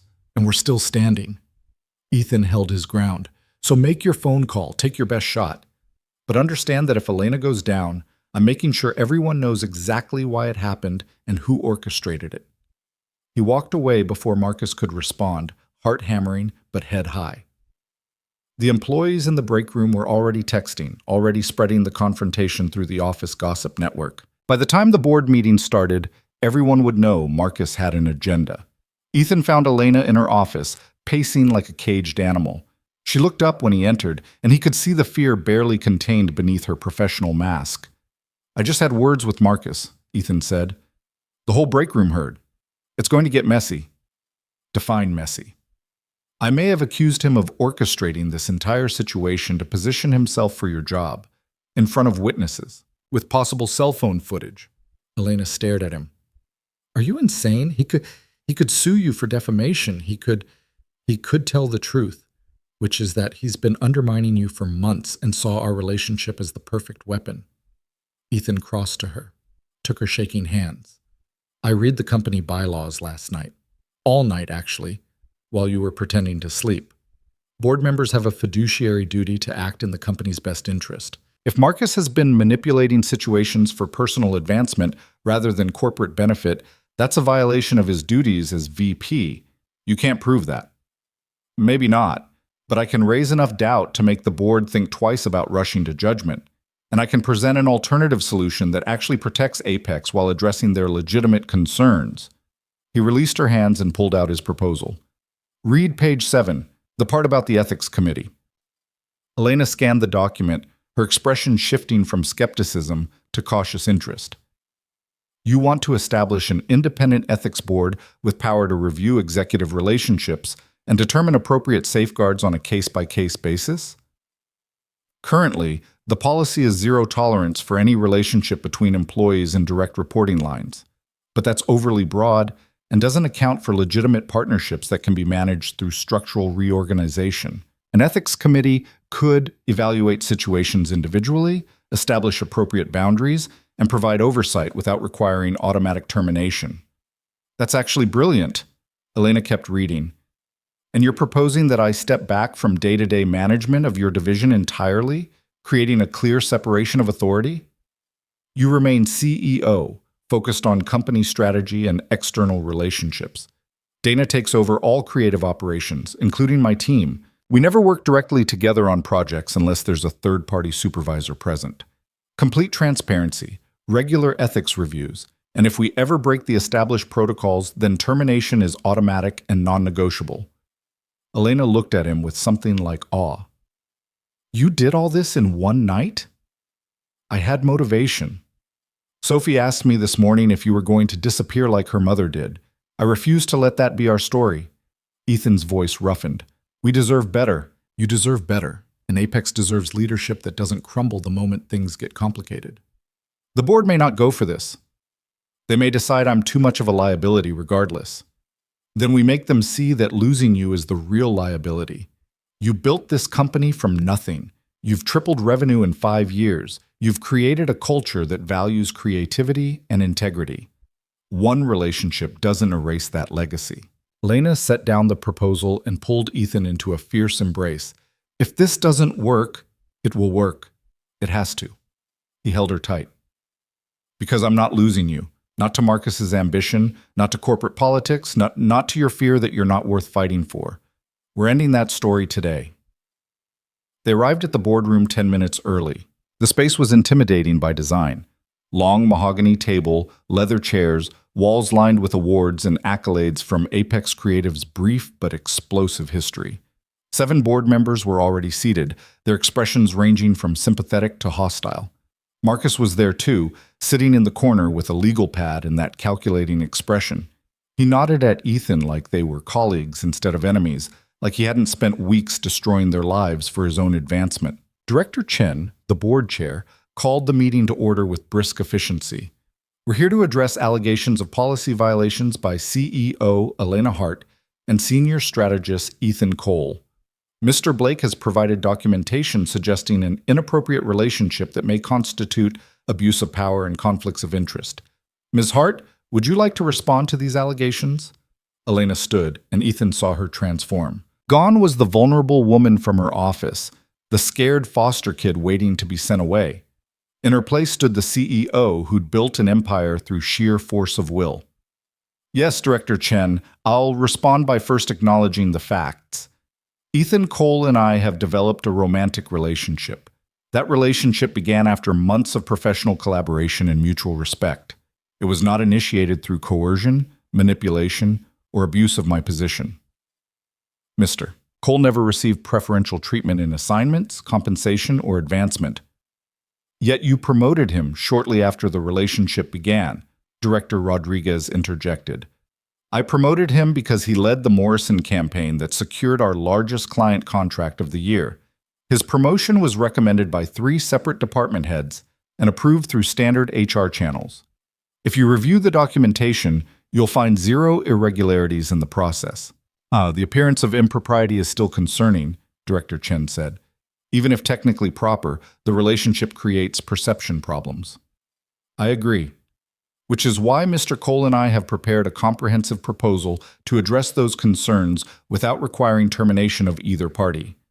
Elena slid copies of Ethan's document across the table. What we're proposing is a structural reorganization that eliminates any direct authority I have over Mr. Cole's work, establishes an independent ethics committee to provide oversight, and creates clear protocols for managing executive relationships going forward. The board members began reading, expressions skeptical but engaged. Marcus shifted in his seat, sensing his narrative slipping away. This is highly irregular, Marcus spoke up. The company policy exists for good reason. Making exceptions sets a dangerous precedent. The policy exists to prevent abuse of power, Elena countered, but a blanket prohibition also prevents legitimate partnerships between talented professionals who happen to develop feelings for each other. What we're proposing isn't an exception to the rules. It's an evolution of the rules to better serve the company's interests. Director Rodriguez looked up from the proposal. You're suggesting that other employees in similar situations could petition the ethics committee for a review rather than face automatic termination? Exactly. With appropriate safeguards and oversight, it allows us to retain valuable talent while maintaining ethical standards. Elena's voice was steady. Apex Creative has always prided itself on being forward-thinking. This is an opportunity to lead the industry in how we handle these situations. Or it's an opportunity for chaos, Marcus said. Employees arguing that every workplace romance deserves special consideration, HR drowning in ethics reviews. The appearance that rules don't apply to executives who make the right arguments. Ethan couldn't stay silent anymore. He stood, feeling 7 pairs of eyes turned to him. May I speak? Director Chen nodded. You're the other party involved. You should have your say. Thank you. I want to address Mr. Blake's concerns about precedent and special treatment. Ethan kept his voice level. The ethics committee we're proposing wouldn't rubber stamp every relationship.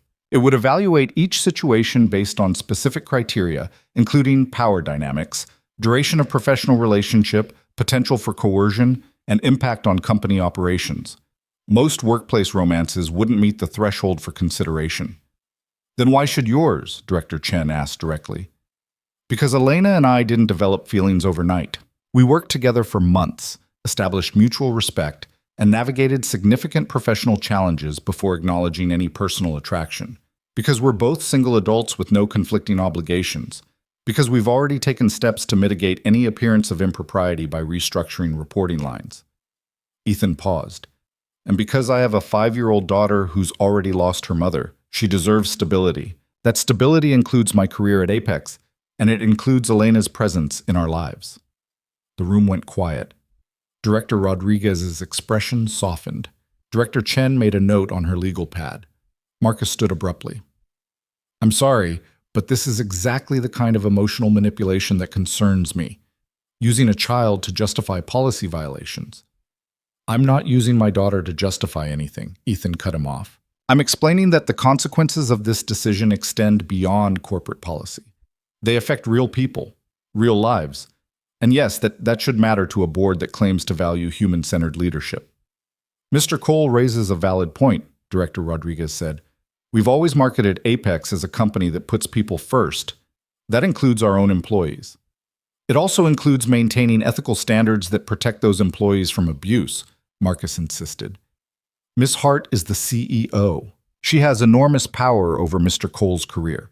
Even if the relationship is currently consensual, the inherent imbalance makes genuine consent questionable. Elena's jaw tightened, but before she could respond, Ethan spoke again. Director Blake raises an interesting point about power imbalances, which makes me wonder about his own position in this situation. Ethan looked directly at Marcus. You filed the HR complaint that triggered this investigation. Can you tell the board why you filed it? To protect company integrity, Marcus said smoothly. When I noticed patterns of inappropriate interaction between Ms. Hart and Mr. Cole, I had a duty to report it. And the fact that you've been positioning yourself as Elena's replacement had nothing to do with it? The private meetings with board members? The organizational restructure proposals that conveniently place you in the CEO role? Marcus's expression went cold. That's a baseless accusation. Is it? Ethan pulled out his phone and brought up a series of screenshots. Because I have emails showing you've been in contact with at least 3 board members over the past 6 weeks, discussing leadership transitions and your vision for Apex's future, all while claiming your HR complaint was about ethics rather than ambition. Where did you get those emails? Marcus demanded. From employees you CC'd who were uncomfortable with what looked like a coordinated campaign to undermine a sitting CEO. Ethan held Marcus's glare. You're not protecting the company, Mr. Blake. You're protecting your career advancement at Elena's expense. Director Chen took the phone, scrolling through the screenshots with increasing interest. She passed it to Director Rodriguez, who read with a deepening frown. Marcus, these emails show you approaching board members about taking over as CEO before the HR complaint was even filed, Director Rodriguez said slowly. That's concerning.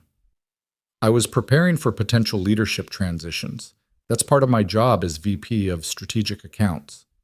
Marcus's composure was cracking. This is a witch hunt to distract from the actual issue. The actual issue is whether Ms. Hart and Mr. Cole violated policy in a way that harms the company, Director Chen said sharply. But your motivations for bringing the complaint are absolutely relevant to how we evaluate it. If you weaponized HR protocols for personal gain, that's a serious problem. I did no such thing. Then you won't mind if we review your communications with board members over the past 3 months?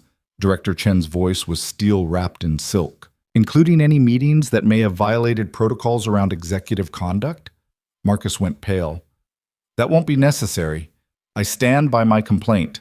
Everything I did was to protect Apex. I'm sure. Director Chen turned back to Elena and Ethan. I'm going to propose that we table this discussion for 1 week. During that time, I want a full review of Mr. Blake's communications and conduct. I also want HR to evaluate the Ethics Committee proposal on its merits. We'll reconvene next Friday to make a final decision. Director Chen, with respect, this requires immediate action, Marcus protested. Every day we delay sends a message that executive misconduct is acceptable. And every day we rush to judgment without full information sends a message that we make decisions based on incomplete evidence. Director Chen's look could have frozen water. Unless you'd like us to investigate your conduct immediately, I'm happy to expedite that timeline. Marcus sat down, jaw clenched in fury. Ms. Hart, Mr. Cole, during this review period, you'll continue in your current roles with the understanding that any further policy violations will result in immediate termination. The reporting line restructure should be implemented by Monday. Are we clear? Perfectly clear, Elena said. Good. This meeting is adjourned. The board members filed out, several casting sympathetic glances at Elena and Ethan. Marcus stormed out without a word, his ambitions temporarily thwarted but his anger palpable. When they were alone in the boardroom, Elena turned to Ethan with an expression somewhere between shock and admiration. You had those emails the whole time? Dana sent them to me last night. Apparently Marcus has been sloppy about covering his tracks. Half the office knew what he was doing. Ethan set down his phone. I wasn't sure if I should use them. Felt like playing dirty. Marcus played dirty first. You just exposed him for it. We've got 1 week to prove the ethics committee is a viable solution. 1 week before they decide our fate. Elena pulled him close, pressing her forehead to his. We bought ourselves time. That's more than I hoped for this morning. Time to fight. Time to prove we're worth keeping. Ethan kissed her softly. Think we can do it? With you? I think I can do anything. They left Apex together that evening, walking out the front entrance instead of sneaking away separately. Let people see. Let them gossip. They had nothing to hide anymore. Ethan picked up Sophie from Mrs. Chen's apartment. She launched herself at him with typical 5-year-old enthusiasm, then spotted Elena standing behind him and stopped short. Miss Elena, did you come to see my room? I cleaned it this morning, mostly. Elena's smile was genuine and warm. I'd love to see your room, if that's okay with your dad. Sophie grabbed Elena's hand and dragged her inside, chattering about her stuffed animal collection and the art project she'd made at school. Ethan followed, watching Elena navigate his daughter's enthusiasm with surprising grace. Mrs. Chen pulled him aside in the hallway. That's the boss? The one causing all the trouble? That's her. She's good with Sophie, natural. Mrs. Chen studied him. You love her? Yes. Then fight for her. Sophie needs to see what it looks like when people choose each other, when they don't give up when things get hard. Mrs. Chen patted his arm. That little girl has seen enough loss. Show her that sometimes love wins. In Sophie's room, Elena was being introduced to each stuffed animal by name and personality trait. She listened with complete attention, asking questions, admiring Sophie's drawings that covered the walls. This one's my favorite, Sophie said, pointing to a picture of 3 stick figures. That's me, that's Daddy, and that's you. We're a family. Elena's eyes filled with tears. She looked at Ethan over Sophie's head, vulnerable and overwhelmed. Can I tell you something? Elena asked Sophie gently. Uh-huh. I never had a real family when I was your age. I moved around a lot, lived with different people, but nobody ever drew pictures of me like this. Like I belonged. Elena's voice was thick. This is the most beautiful thing anyone's ever made for me. Sophie considered this seriously. Well, you belong now, right, Daddy? Ethan's throat was too tight to speak. He nodded. Then it's decided, Sophie declared with 5-year-old certainty. You're family. Families stick together even when things are hard. Mrs. Chen told me that. Elena pulled Sophie into a hug, tears finally spilling over. Ethan joined them, wrapping his arms around both his girls, feeling the broken pieces of his heart knitting back together into something new. They had 1 week to save everything. 1 week to prove that love wasn't a liability, but a strength. 1 week to show the board, the office, and themselves that some things were worth fighting for. But standing in Sophie's room holding the 2 people who mattered most, Ethan felt something he hadn't felt in 2 years. Hope. Pure, terrifying, beautiful hope. And it was enough. The week that followed felt like living in suspension between catastrophe and salvation. Ethan threw himself into documenting every detail of the ethics committee proposal, gathering support from department heads, and proving through meticulous record-keeping that his professional relationship with Elena had never compromised his work quality or judgment. Dana became an unexpected ally, providing testimony to HR about the Morrison campaign process, and confirming that Ethan's promotion had been merit-based and thoroughly vetted. Other colleagues came forward too, quietly at first, then with growing confidence. They spoke about Elena's leadership, her integrity, the culture of respect she'd built at Apex Creative. But Marcus fought back. He filed a formal complaint about Ethan's defamatory accusations during the board meeting. He rallied executives who resented Elena's rapid rise or saw opportunity in the chaos. He framed himself as the voice of reason, the defender of corporate standards being trampled by emotional appeals. Tuesday afternoon, Ethan received an email from HR requesting additional documentation about his relationship timeline with Elena. The tone was clinical, detached, but the subtext was clear. They were building a case, and not necessarily in their favor. That evening, Elena came to his apartment after Sophie had gone to bed. She looked exhausted, dark circles under her eyes that makeup couldn't hide. Marcus submitted a counter-proposal to the board, she said, collapsing onto Ethan's worn couch. He's arguing that any relationship between executives and subordinates should result in automatic termination regardless of mitigating factors. 0 tolerance, no exceptions, no ethics committee review. That's exactly what we're trying to change. I know. But he's framing it as protecting future employees from exploitation, making us the example of why strict policies matter. Elena's voice cracked. And the worst part is, he's not entirely wrong. The power dynamic between us is real. Even with restructuring, I'll always have influence over your career trajectory. Ethan sat beside her, taking her hand. The power dynamic exists, but power isn't the same as abuse of power. You've never pressured me, never leveraged your position to coerce me into anything. We're partners, Elena. That's different. Is it? Can we ever really be equals when I sign off on your paycheck? Sarah made more money than me for the first 3 years of our marriage. She had more education, better career prospects. Does that mean we couldn't have been partners? Ethan squeezed her hand. Power imbalances exist in every relationship. What matters is how we navigate them. Marcus is going to use Sophie against us too. I can feel it coming. Elena's eyes were haunted. He'll argue that involving a child in workplace drama is another sign of poor judgment, that we're prioritizing our personal desires over her well-being. Then we prove him wrong. We show the board that Sophie is thriving, that she understands appropriate boundaries, that our relationship makes our family stronger, not weaker. How do we prove that in a boardroom? Ethan was quiet for a moment, an idea forming. What if we don't try to prove it in a boardroom? What if we show them instead? I don't understand. Sophie's dance recital is Saturday. You were planning to come, right? If you still want me there. I do, and so does Sophie. Ethan's mind raced, the pieces clicking together. What if we invited the board members? Not officially, just as a gesture. Show them our actual life instead of the corporate version. Let them see that we're not some scandalous affair-destroying company culture. We're just people trying to build something real.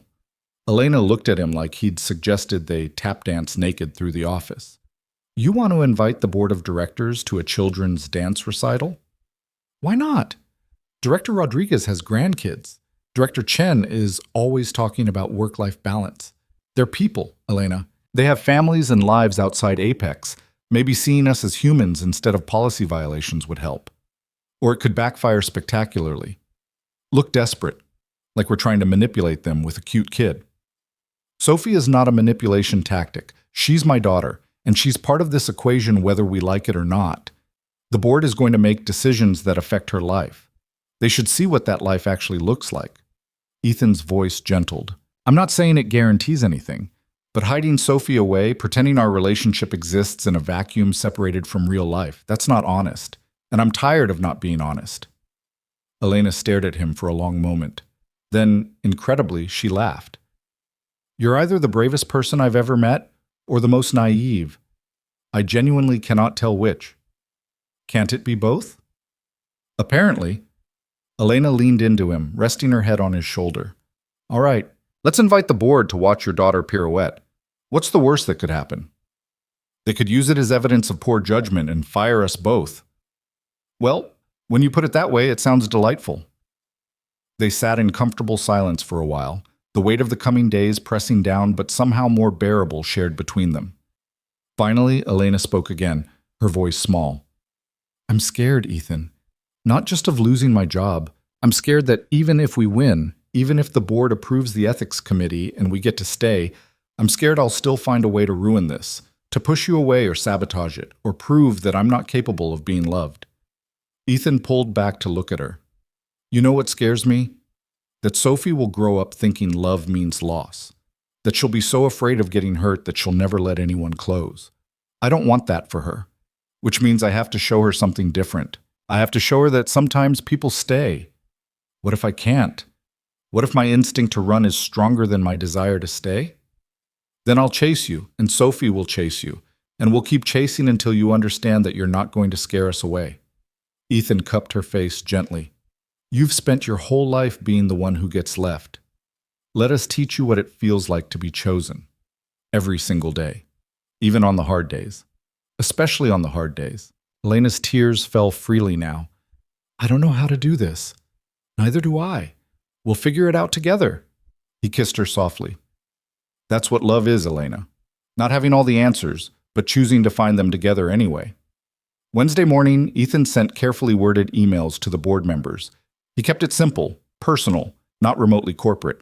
He explained that Sophie's dance recital was important to their family, that Elena would be attending, and that if any board members wanted to see what their actual life looked like beyond office politics, they were welcome to join. No pressure, no expectations, just an open invitation.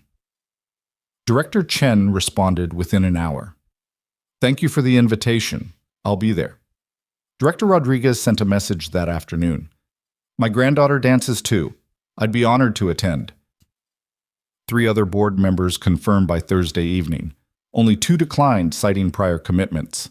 It wasn't unanimous, but it was something.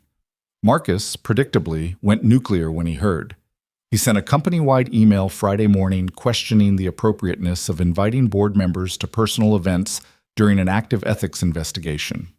He called it witness tampering, emotional manipulation, a desperate attempt to avoid consequences. Elena read the email in her office, jaw clenched so tight Ethan worried she'd crack a tooth. "He's trying to paint us as corrupt," she said, "like we're bribing the board with access to a 5-year-old in a tutu." Let him try. Anyone with functioning brain cells can see the difference between bribery and transparency. Ethan sat on the edge of her desk.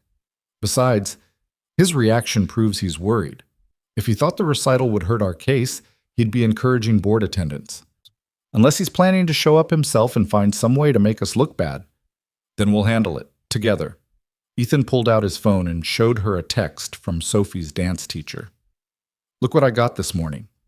The message read, "Sophie told her whole class that her daddy's boss is coming to watch her dance because they're in love. I just wanted to give you a heads up that you might be the center of attention tomorrow. Also, that's adorable." Elena's expression softened. She told her whole class? She's proud. Of us. Of you being part of our lives. Ethan smiled. 5-year-olds don't understand corporate politics. They just know who makes them feel loved and who doesn't. To Sophie, you're already family. The board can learn something from that kind of clarity. I hope you're right. Even if I'm not, we'll survive. We've made it this far. Elena stood and wrapped her arms around him, holding on like he was the only solid thing in a tilting world. "Thank you," she whispered, "for fighting for this. For us. For not giving up even when it would be easier. Giving up on you would never be easier. It would be the hardest thing I've ever done." Ethan held her close. "You're worth fighting for, Elena Hart. I just wish you believed that as much as I do." "I'm trying to believe it. You and Sophie are teaching me how." Saturday arrived with perfect spring weather, and Ethan's nerves stretched to breaking point.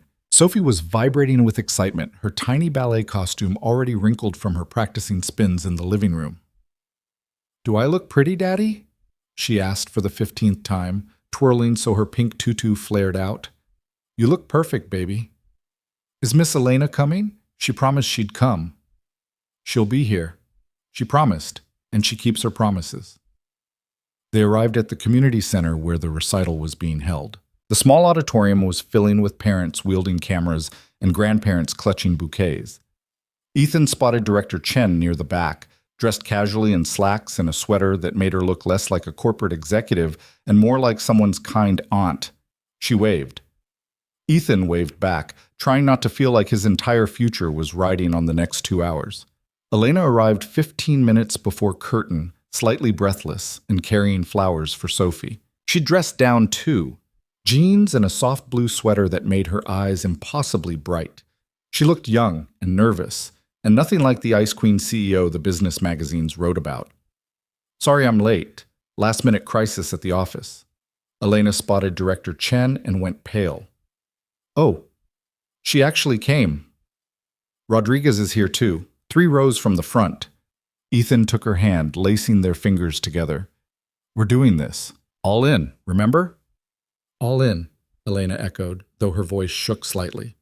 Sophie came barreling out from backstage, squealing when she saw Elena. "You came! You came! Do you like my costume?" "I love it. You look like a princess." Elena knelt down to Sophie's level, presenting the flowers. "These are for after you dance, to celebrate how amazing you're going to be." "They're so pretty. Daddy, can we put them in water when we get home?" "Absolutely." Ethan caught Elena's eye over Sophie's head, saw the tears she was trying to hide. This wasn't just about the board anymore. This was Elena being welcomed into their small, broken family. Being chosen. Sophie hugged Elena fiercely, then ran back to join her dance class. The lights dimmed. The recital began. Ethan tried to focus on the performance, on Sophie's serious little face as she concentrated on her steps. But he was hyper-aware of Elena beside him, her hand still in his, and the board members scattered throughout the audience, watching them, judging them, deciding their fate. Sophie's class performed a routine to a song about butterflies emerging from cocoons. It was chaotic and adorable, with at least 3 girls going the wrong direction and one boy who just stood there waving at his parents instead of dancing. But Sophie was perfect, focused, graceful for a 5-year-old, beaming with pride. When it ended, the audience erupted in applause. Ethan and Elena stood, clapping and cheering, Elena's eyes streaming with tears she didn't bother to hide. "She's incredible," Elena breathed. "Ethan, she's so incredible." "She is. And she loves you. Look." Sophie was taking her bow with her class, but her eyes were searching the audience. When she found Ethan and Elena, her whole face lit up. She waved enthusiastically, completely breaking character, making the audience laugh. After the performance, they found Sophie backstage, still buzzing with adrenaline and pride. Elena scooped her up, spinning her around while Sophie giggled. "You were the best dancer up there," Elena said seriously. "Really? Better than Emma? She never messed up." "Better than everyone. You know why?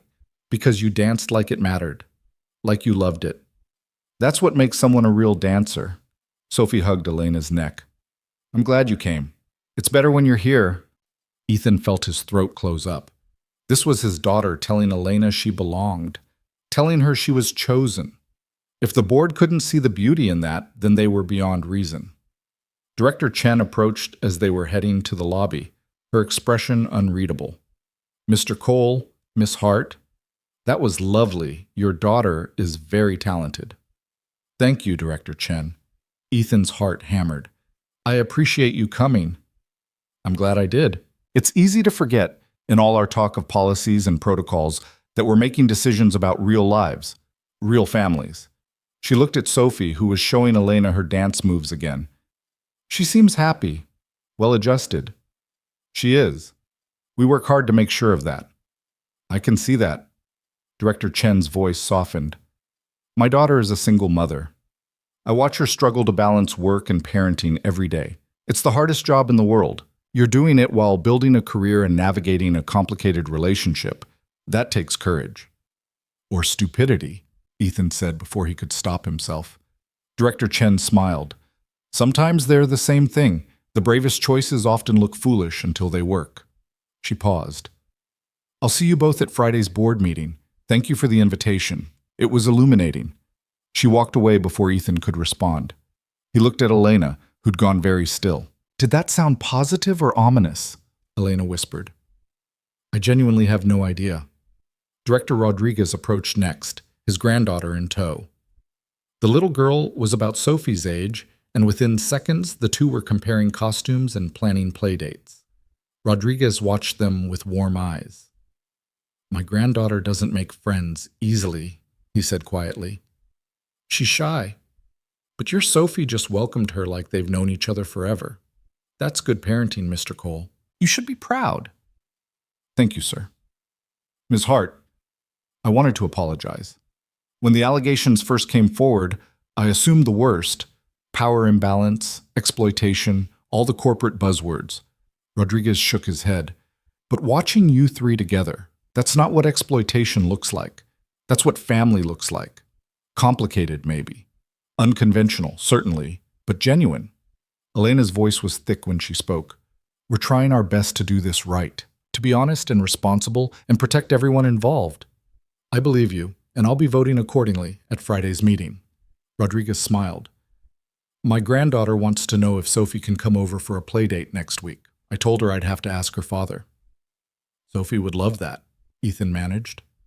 After Rodriguez left with his granddaughter, both girls already chattering about dolls and playgrounds, Elena pulled Ethan aside, her expression stunned. "Did he just say he's voting for us?" "I think so, but it's not a majority yet.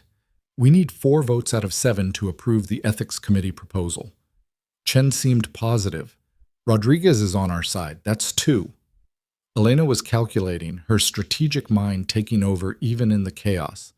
"We need 2 more. Or we need Marcus to lose support."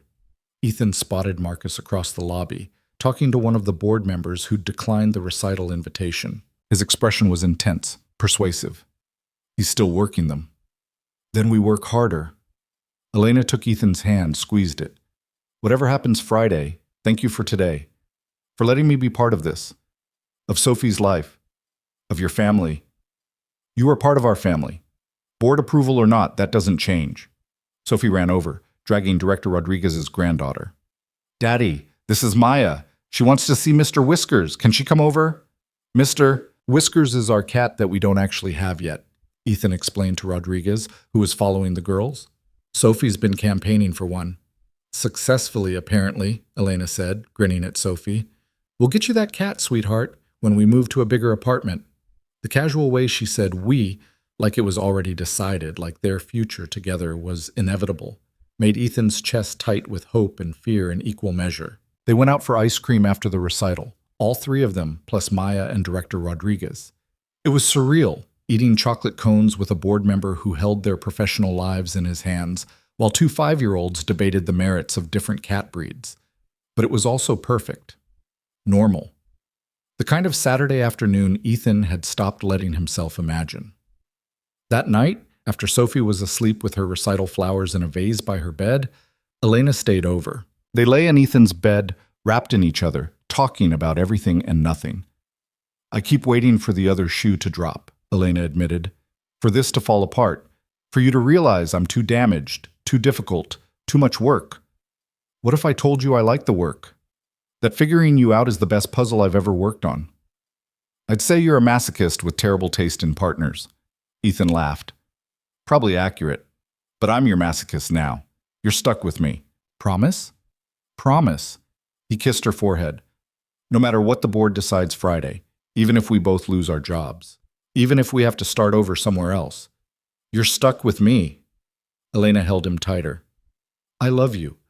I don't think I've actually said that out loud yet, but I do.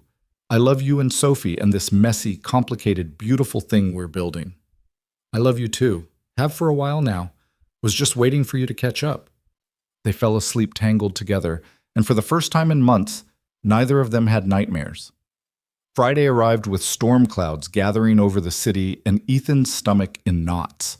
He'd dressed in his best suit, the one he'd worn to Sarah's funeral and his interview with Elena. Sophie had insisted on picking out his tie, a bright blue one with tiny stars that she said matched Miss Elena's eyes. You've got this, Daddy, Sophie said solemnly as he dropped her off at school. Just tell them the truth. Truth always wins. Where'd you learn that? Miss Elena told me when I asked if you were going to be okay. Sophie hugged him tight. I love you. And I love Miss Elena. And the board is going to love you too because you're the best. Ethan held his daughter, drawing strength from her absolute certainty. 5-year-olds didn't understand corporate politics, but they understood love. Maybe that was enough. The board meeting was scheduled for 2 p.m. Ethan spent the morning trying to work, failing, and eventually just reviewing his notes over and over. Dana stopped by his office around noon. Whatever happens today, you've got job offers waiting, she said. I've been talking to friends at other agencies. Everyone wants the guy who led the Morrison campaign. You're not going to be unemployed, Ethan. Neither is Elena. That's not the point. We don't want to leave Apex. We built something here. I know. I'm just saying you've got options. You're not powerless. Dana smiled. And for what it's worth, I think you're going to win. The board would be insane to lose both of you over this. Marcus doesn't think so. Marcus is going to be very disappointed. Dana's smile turned sharp. I may have submitted some documentation to HR about his conduct over the past year. Meeting notes where he undermined Elena's decisions. Emails where he criticized her leadership to clients. He's not the ethical crusader he's pretending to be. Dana, you're not the only one who can fight dirty when it matters. Elena gave me a chance when no one else would. I'm not letting some ambitious ass destroy her because he wants the corner office. Dana squeezed his shoulder. Go win this. The boardroom felt different this time. Less like an execution chamber, more like a courtroom where the verdict could actually go either way. All 7 board members were present. Marcus sat in his usual corner, but his confidence seemed dimmed. His legal pad was covered in notes, his jaw tight. Director Chen called the meeting to order.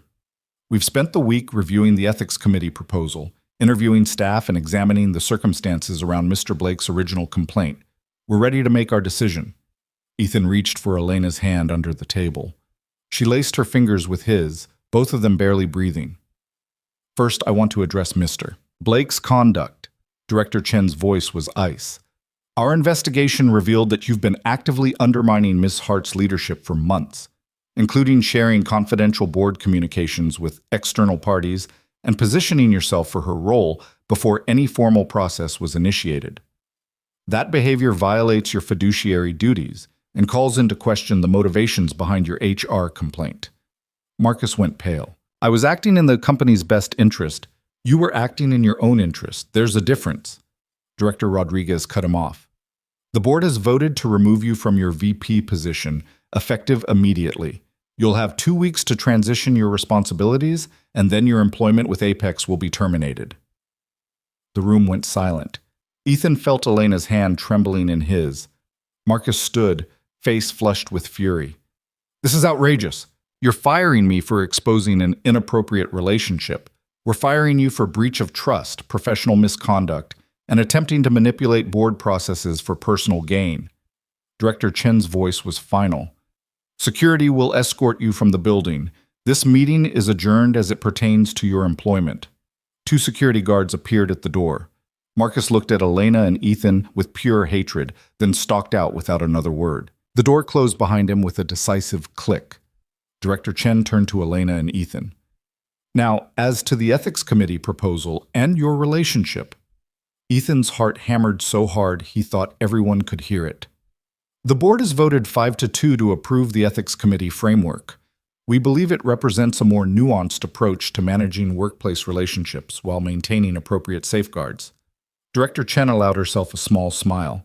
The committee will have oversight of all executive relationships moving forward. You'll be the first case reviewed under the new protocols. What does that mean for us? Elena's voice was steady despite her shaking hands. It means you'll work with the ethics committee to establish clear boundaries, regular check-ins, and transparency measures.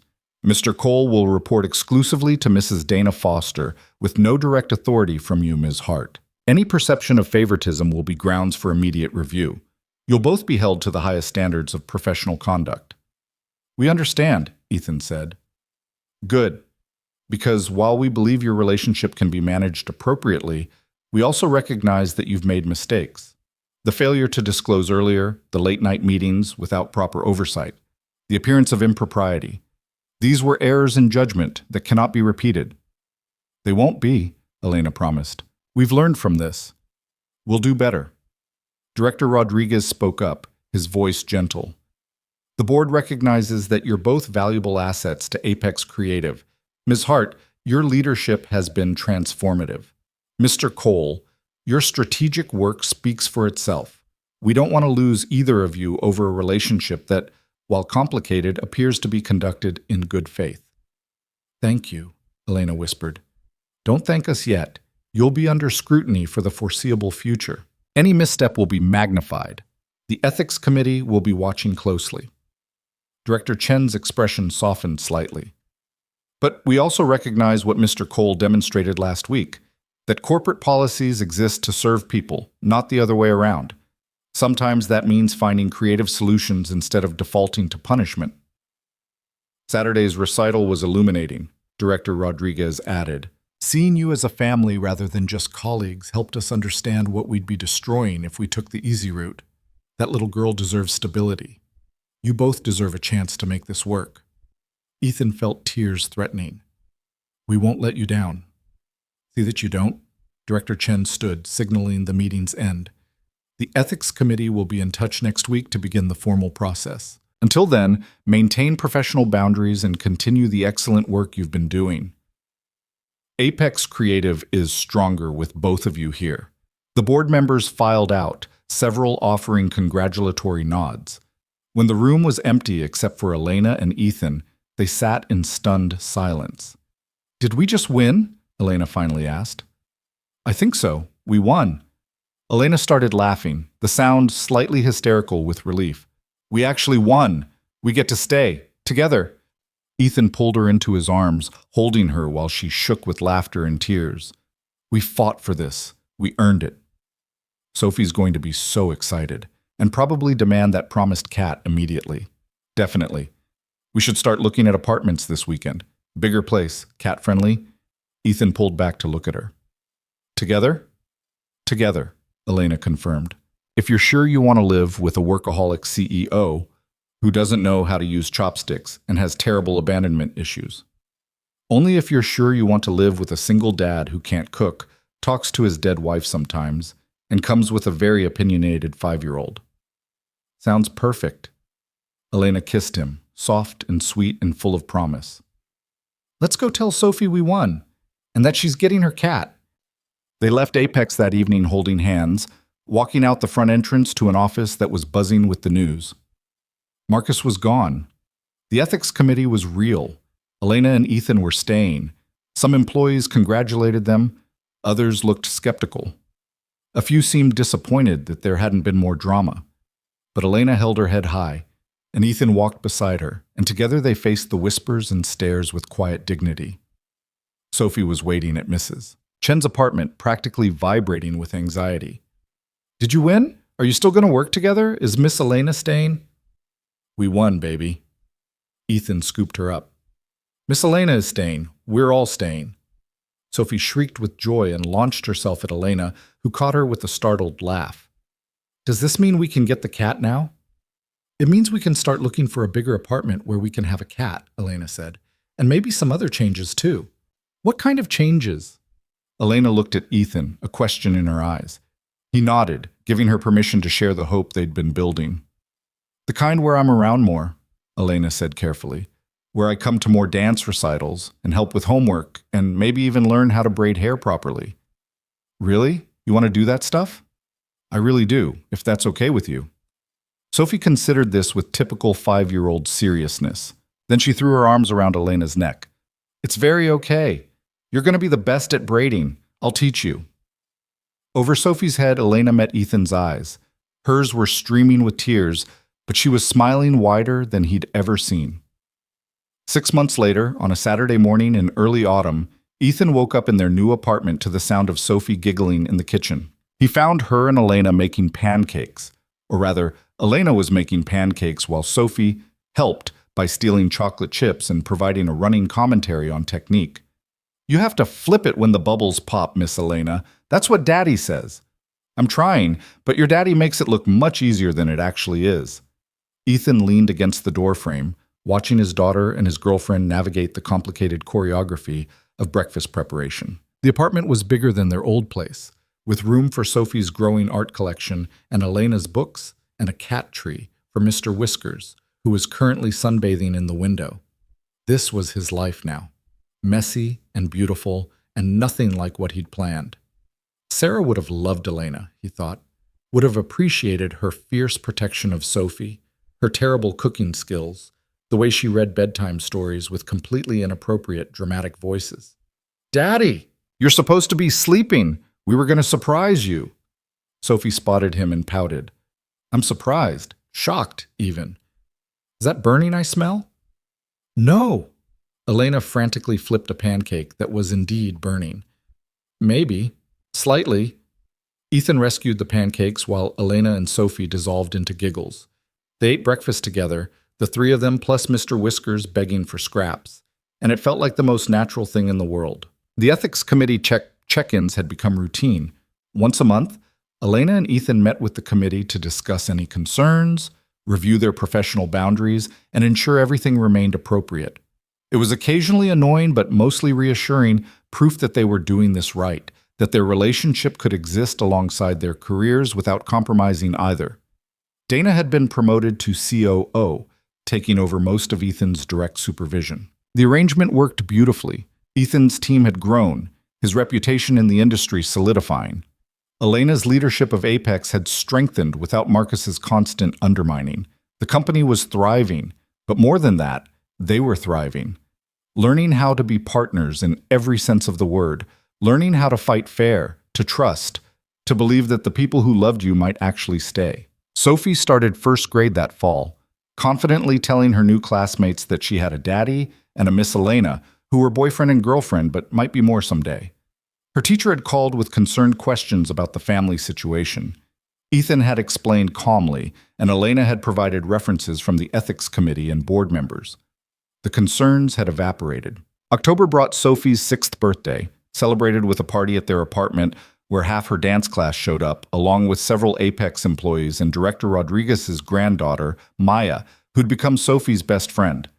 Elena had stress-baked 3 different cakes, uncertain which recipe would work best, and ended up serving all 3 while Sophie declared it the best birthday ever. That night, after the guests had left and Sophie was asleep surrounded by new toys, Elena and Ethan sat on their couch watching the city lights through the window.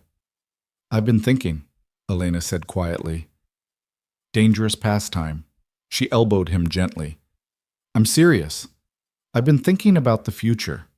About us." Ethan's heart rate picked up. "What about us?" "I'm happy. Really, genuinely happy for the first time in my life. And that terrifies me because I keep waiting for it to end. For the universe to remember I'm not supposed to have this and take it away." Elena's voice wavered. "But I'm also tired of waiting for disaster. Tired of protecting myself from pain by never fully committing to joy." "What are you saying?" Elena turned to face him fully. "I'm saying I want more. Not right now, not tomorrow, but someday. I want to marry you. I want to adopt Sophie officially if she'll have me. I want to build a life that's permanent and real and not contingent on ethics committee approval or board votes or any external validation." Ethan felt like his chest might explode. "You want to marry me?" "Eventually, when we're ready, when Sophie's ready, when it feels right." Elena's smile was tremulous. "I know I'm supposed to wait for you to propose. That's how it traditionally works. But I spent too many years waiting to be chosen. I want to do the choosing this time. I choose you, Ethan Cole. And I choose Sophie. And I choose this messy, complicated, beautiful life we're building." Ethan pulled her close, kissing her until they were both breathless. "Yes, to all of it. Whenever you're ready, whenever Sophie's ready, I choose you too." They made love that night with a tenderness that felt like promises, like future histories being written in the present tense. Afterward, lying tangled together in their bed, Ethan felt Sarah's absence like he always did, but it was gentler now. Not an open wound, but a healed scar. A reminder of love that had been, making space for love that was becoming. Christmas brought more changes. Elena officially moved in, merging her sterile penthouse furniture with their lived-in warmth. Sophie helped decorate, insisting that Elena's expensive minimalist pieces needed more personality in the form of glitter and stickers. Elena had laughed and let her daughter, because Sophie was becoming her daughter, in all the ways that mattered, bedazzle a lamp that probably cost more than Ethan's first car. They spent Christmas morning opening presents, the 3 of them plus Mr. Whiskers attacking wrapping paper with equal enthusiasm. Elena had gotten Sophie a ballet bar for her room. Sophie had made Elena a photo album filled with drawings and pictures captioned "Our Family." Ethan had given Elena a simple necklace with 3 interlocking circles, 1 for each of them. "We're a unit now," he explained as he fastened it around her neck. "Separate but connected, stronger together." Elena had cried, of course. She cried more easily now, letting emotions surface instead of burying them beneath corporate armor. It was progress. They were all making progress. New Year's Eve found them at a quiet dinner, just the 3 of them. Sophie was allowed to stay up until midnight for the first time, a privilege she took very seriously. At 11:58, she insisted they all make resolutions. "I'm going to learn to do a cartwheel," Sophie declared, "and make more friends at school, and teach Mr. Whiskers to high-five." "Ambitious," Ethan said. "I'm going to be present, really present, not just physically here, but mentally and emotionally available for both of you." They looked at Elena. She took a deep breath. "I'm going to believe I deserve this," she said quietly. "The happiness, the family, the love. I'm going to stop waiting for it to be taken away and start trusting that some good things last." Sophie climbed into Elena's lap. "Good things do last. Like families, we're going to last forever and ever." "Forever and ever," Elena repeated, holding Sophie close while reaching for Ethan's hand. The countdown began.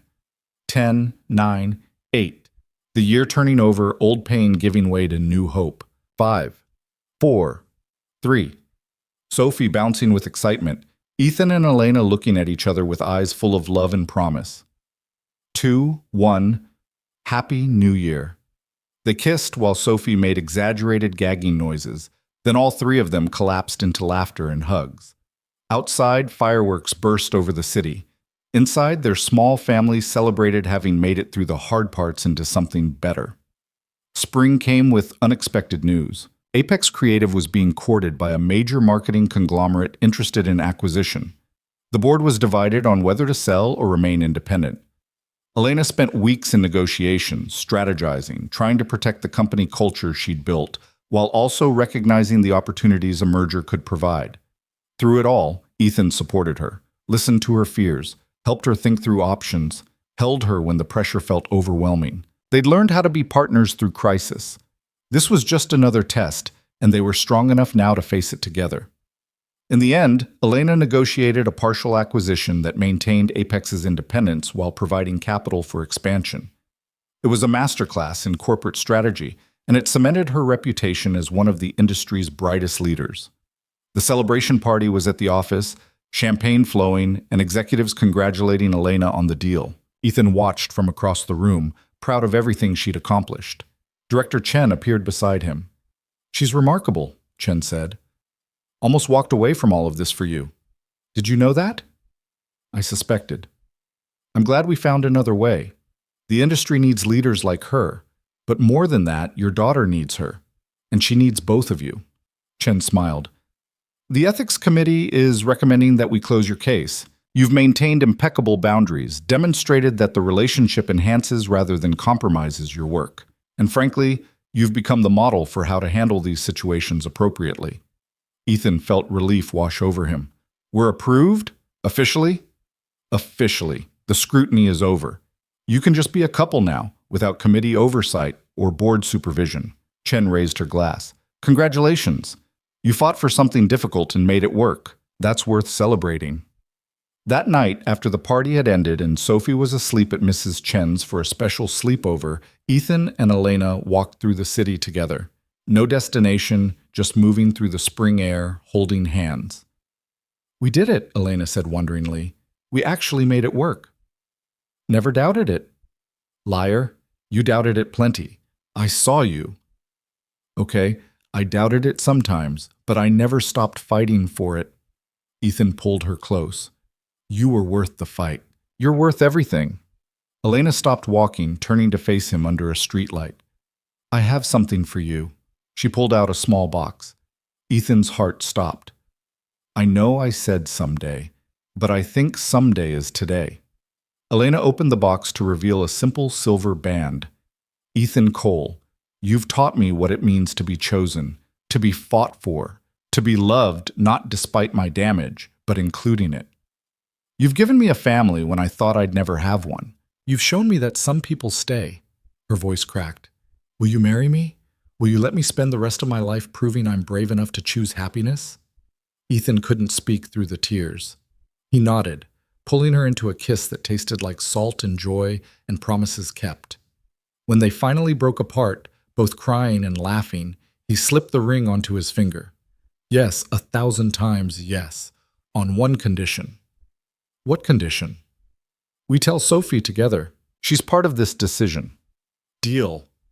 They walked home holding each other, already planning how to tell a 6-year-old that her family was becoming official, already imagining the wedding, small and simple, probably in their living room with just the people who mattered most, already building futures together.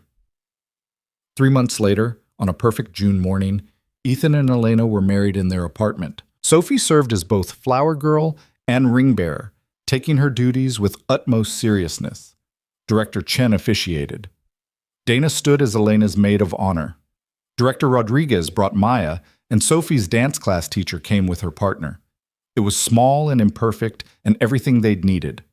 When Elena walked toward Ethan in a simple white dress with Sophie holding her hand, he felt Sarah's presence like a blessing. His first wife had loved him enough to let him go. His second wife had learned to love him enough to stay. "I, Elena, take you, Ethan," she said when the time came for vows. "Not because you're perfect, but because you're perfectly willing to be imperfect with me. I promise to choose you every day, to fight for us when things get hard, to believe I'm worthy of the love you give me, to be the partner and mother this family deserves." Ethan's vows were simpler. "I choose you, today and every day after. I promise to see you, really see you, even when you try to hide, to chase you when you run, to remind you that you're worth keeping until you believe it yourself. I promise to build a life with you where love isn't something you earn, but something you accept as your birthright. Sophie, unprompted, added her own vows. I promise to love you both and not fight about bedtime too much and teach Miss Mom, how to braid better and share Mr. Whiskers, even though he's mostly my cat. The room dissolved into laughter and tears. When they sealed the ceremony with a kiss, Sophie cheered loudest of all. The reception was cake and dancing in their living room, Sophie spinning between her parents with pure joy. Later, after guests had left and Sophie had finally fallen asleep, Ethan and Elena stood on their small balcony watching the city. "We made it," Elena whispered. "From that first night at the party to here, we actually made it. Never doubted it. Still lying. Still worth it." Ethan pulled her close. "Thank you for being brave enough to stay, for choosing us even when it was terrifying. Thank you for teaching me I was worth choosing." Elena's voice was soft with wonder. "I spent so long waiting by the car, convinced I wasn't good enough for the family. And then you came along and just opened the door, let me in, made room for me. You always belonged, Elena. You just needed someone to see it." They stood together as the night deepened, two people who'd been broken in different ways, learning how to be whole together. Behind them, through the window, Sophie slept peacefully in her room, surrounded by evidence of being loved. Beside them, the future stretched out full of possibility, challenges to face, joy to build, a family to nurture. It wouldn't always be easy. There would be hard days, arguments, moments when old wounds reopened and needed tending. But they'd face those moments together, armed with the knowledge that some people stay, that love, real love, doesn't run at the first sign of complication, that sometimes, if you're brave enough to fight for it, if you're willing to be vulnerable and messy and human, broken pieces can fit together into something beautiful. Ethan Cole had never imagined, standing in the rain 6 months earlier while Elena broke down on his doorstep, that they would end up here, married, happy, building a life that honored their pasts while creating something new. But Elena Hart had taught him that imagination was limited, that reality, when you were brave enough to reach for it, could exceed every dream. And Sophie, beautiful, fearless Sophie, had taught them both that family wasn't about blood or biology or perfect circumstances. It was about showing up, choosing each other, fighting for the people who made your life feel like home. They had fought, they had chosen, they had won. And now standing on their balcony as the city glittered below, holding his wife while their daughter slept safely inside, Ethan knew with absolute certainty that this was only the beginning. The best was yet to come.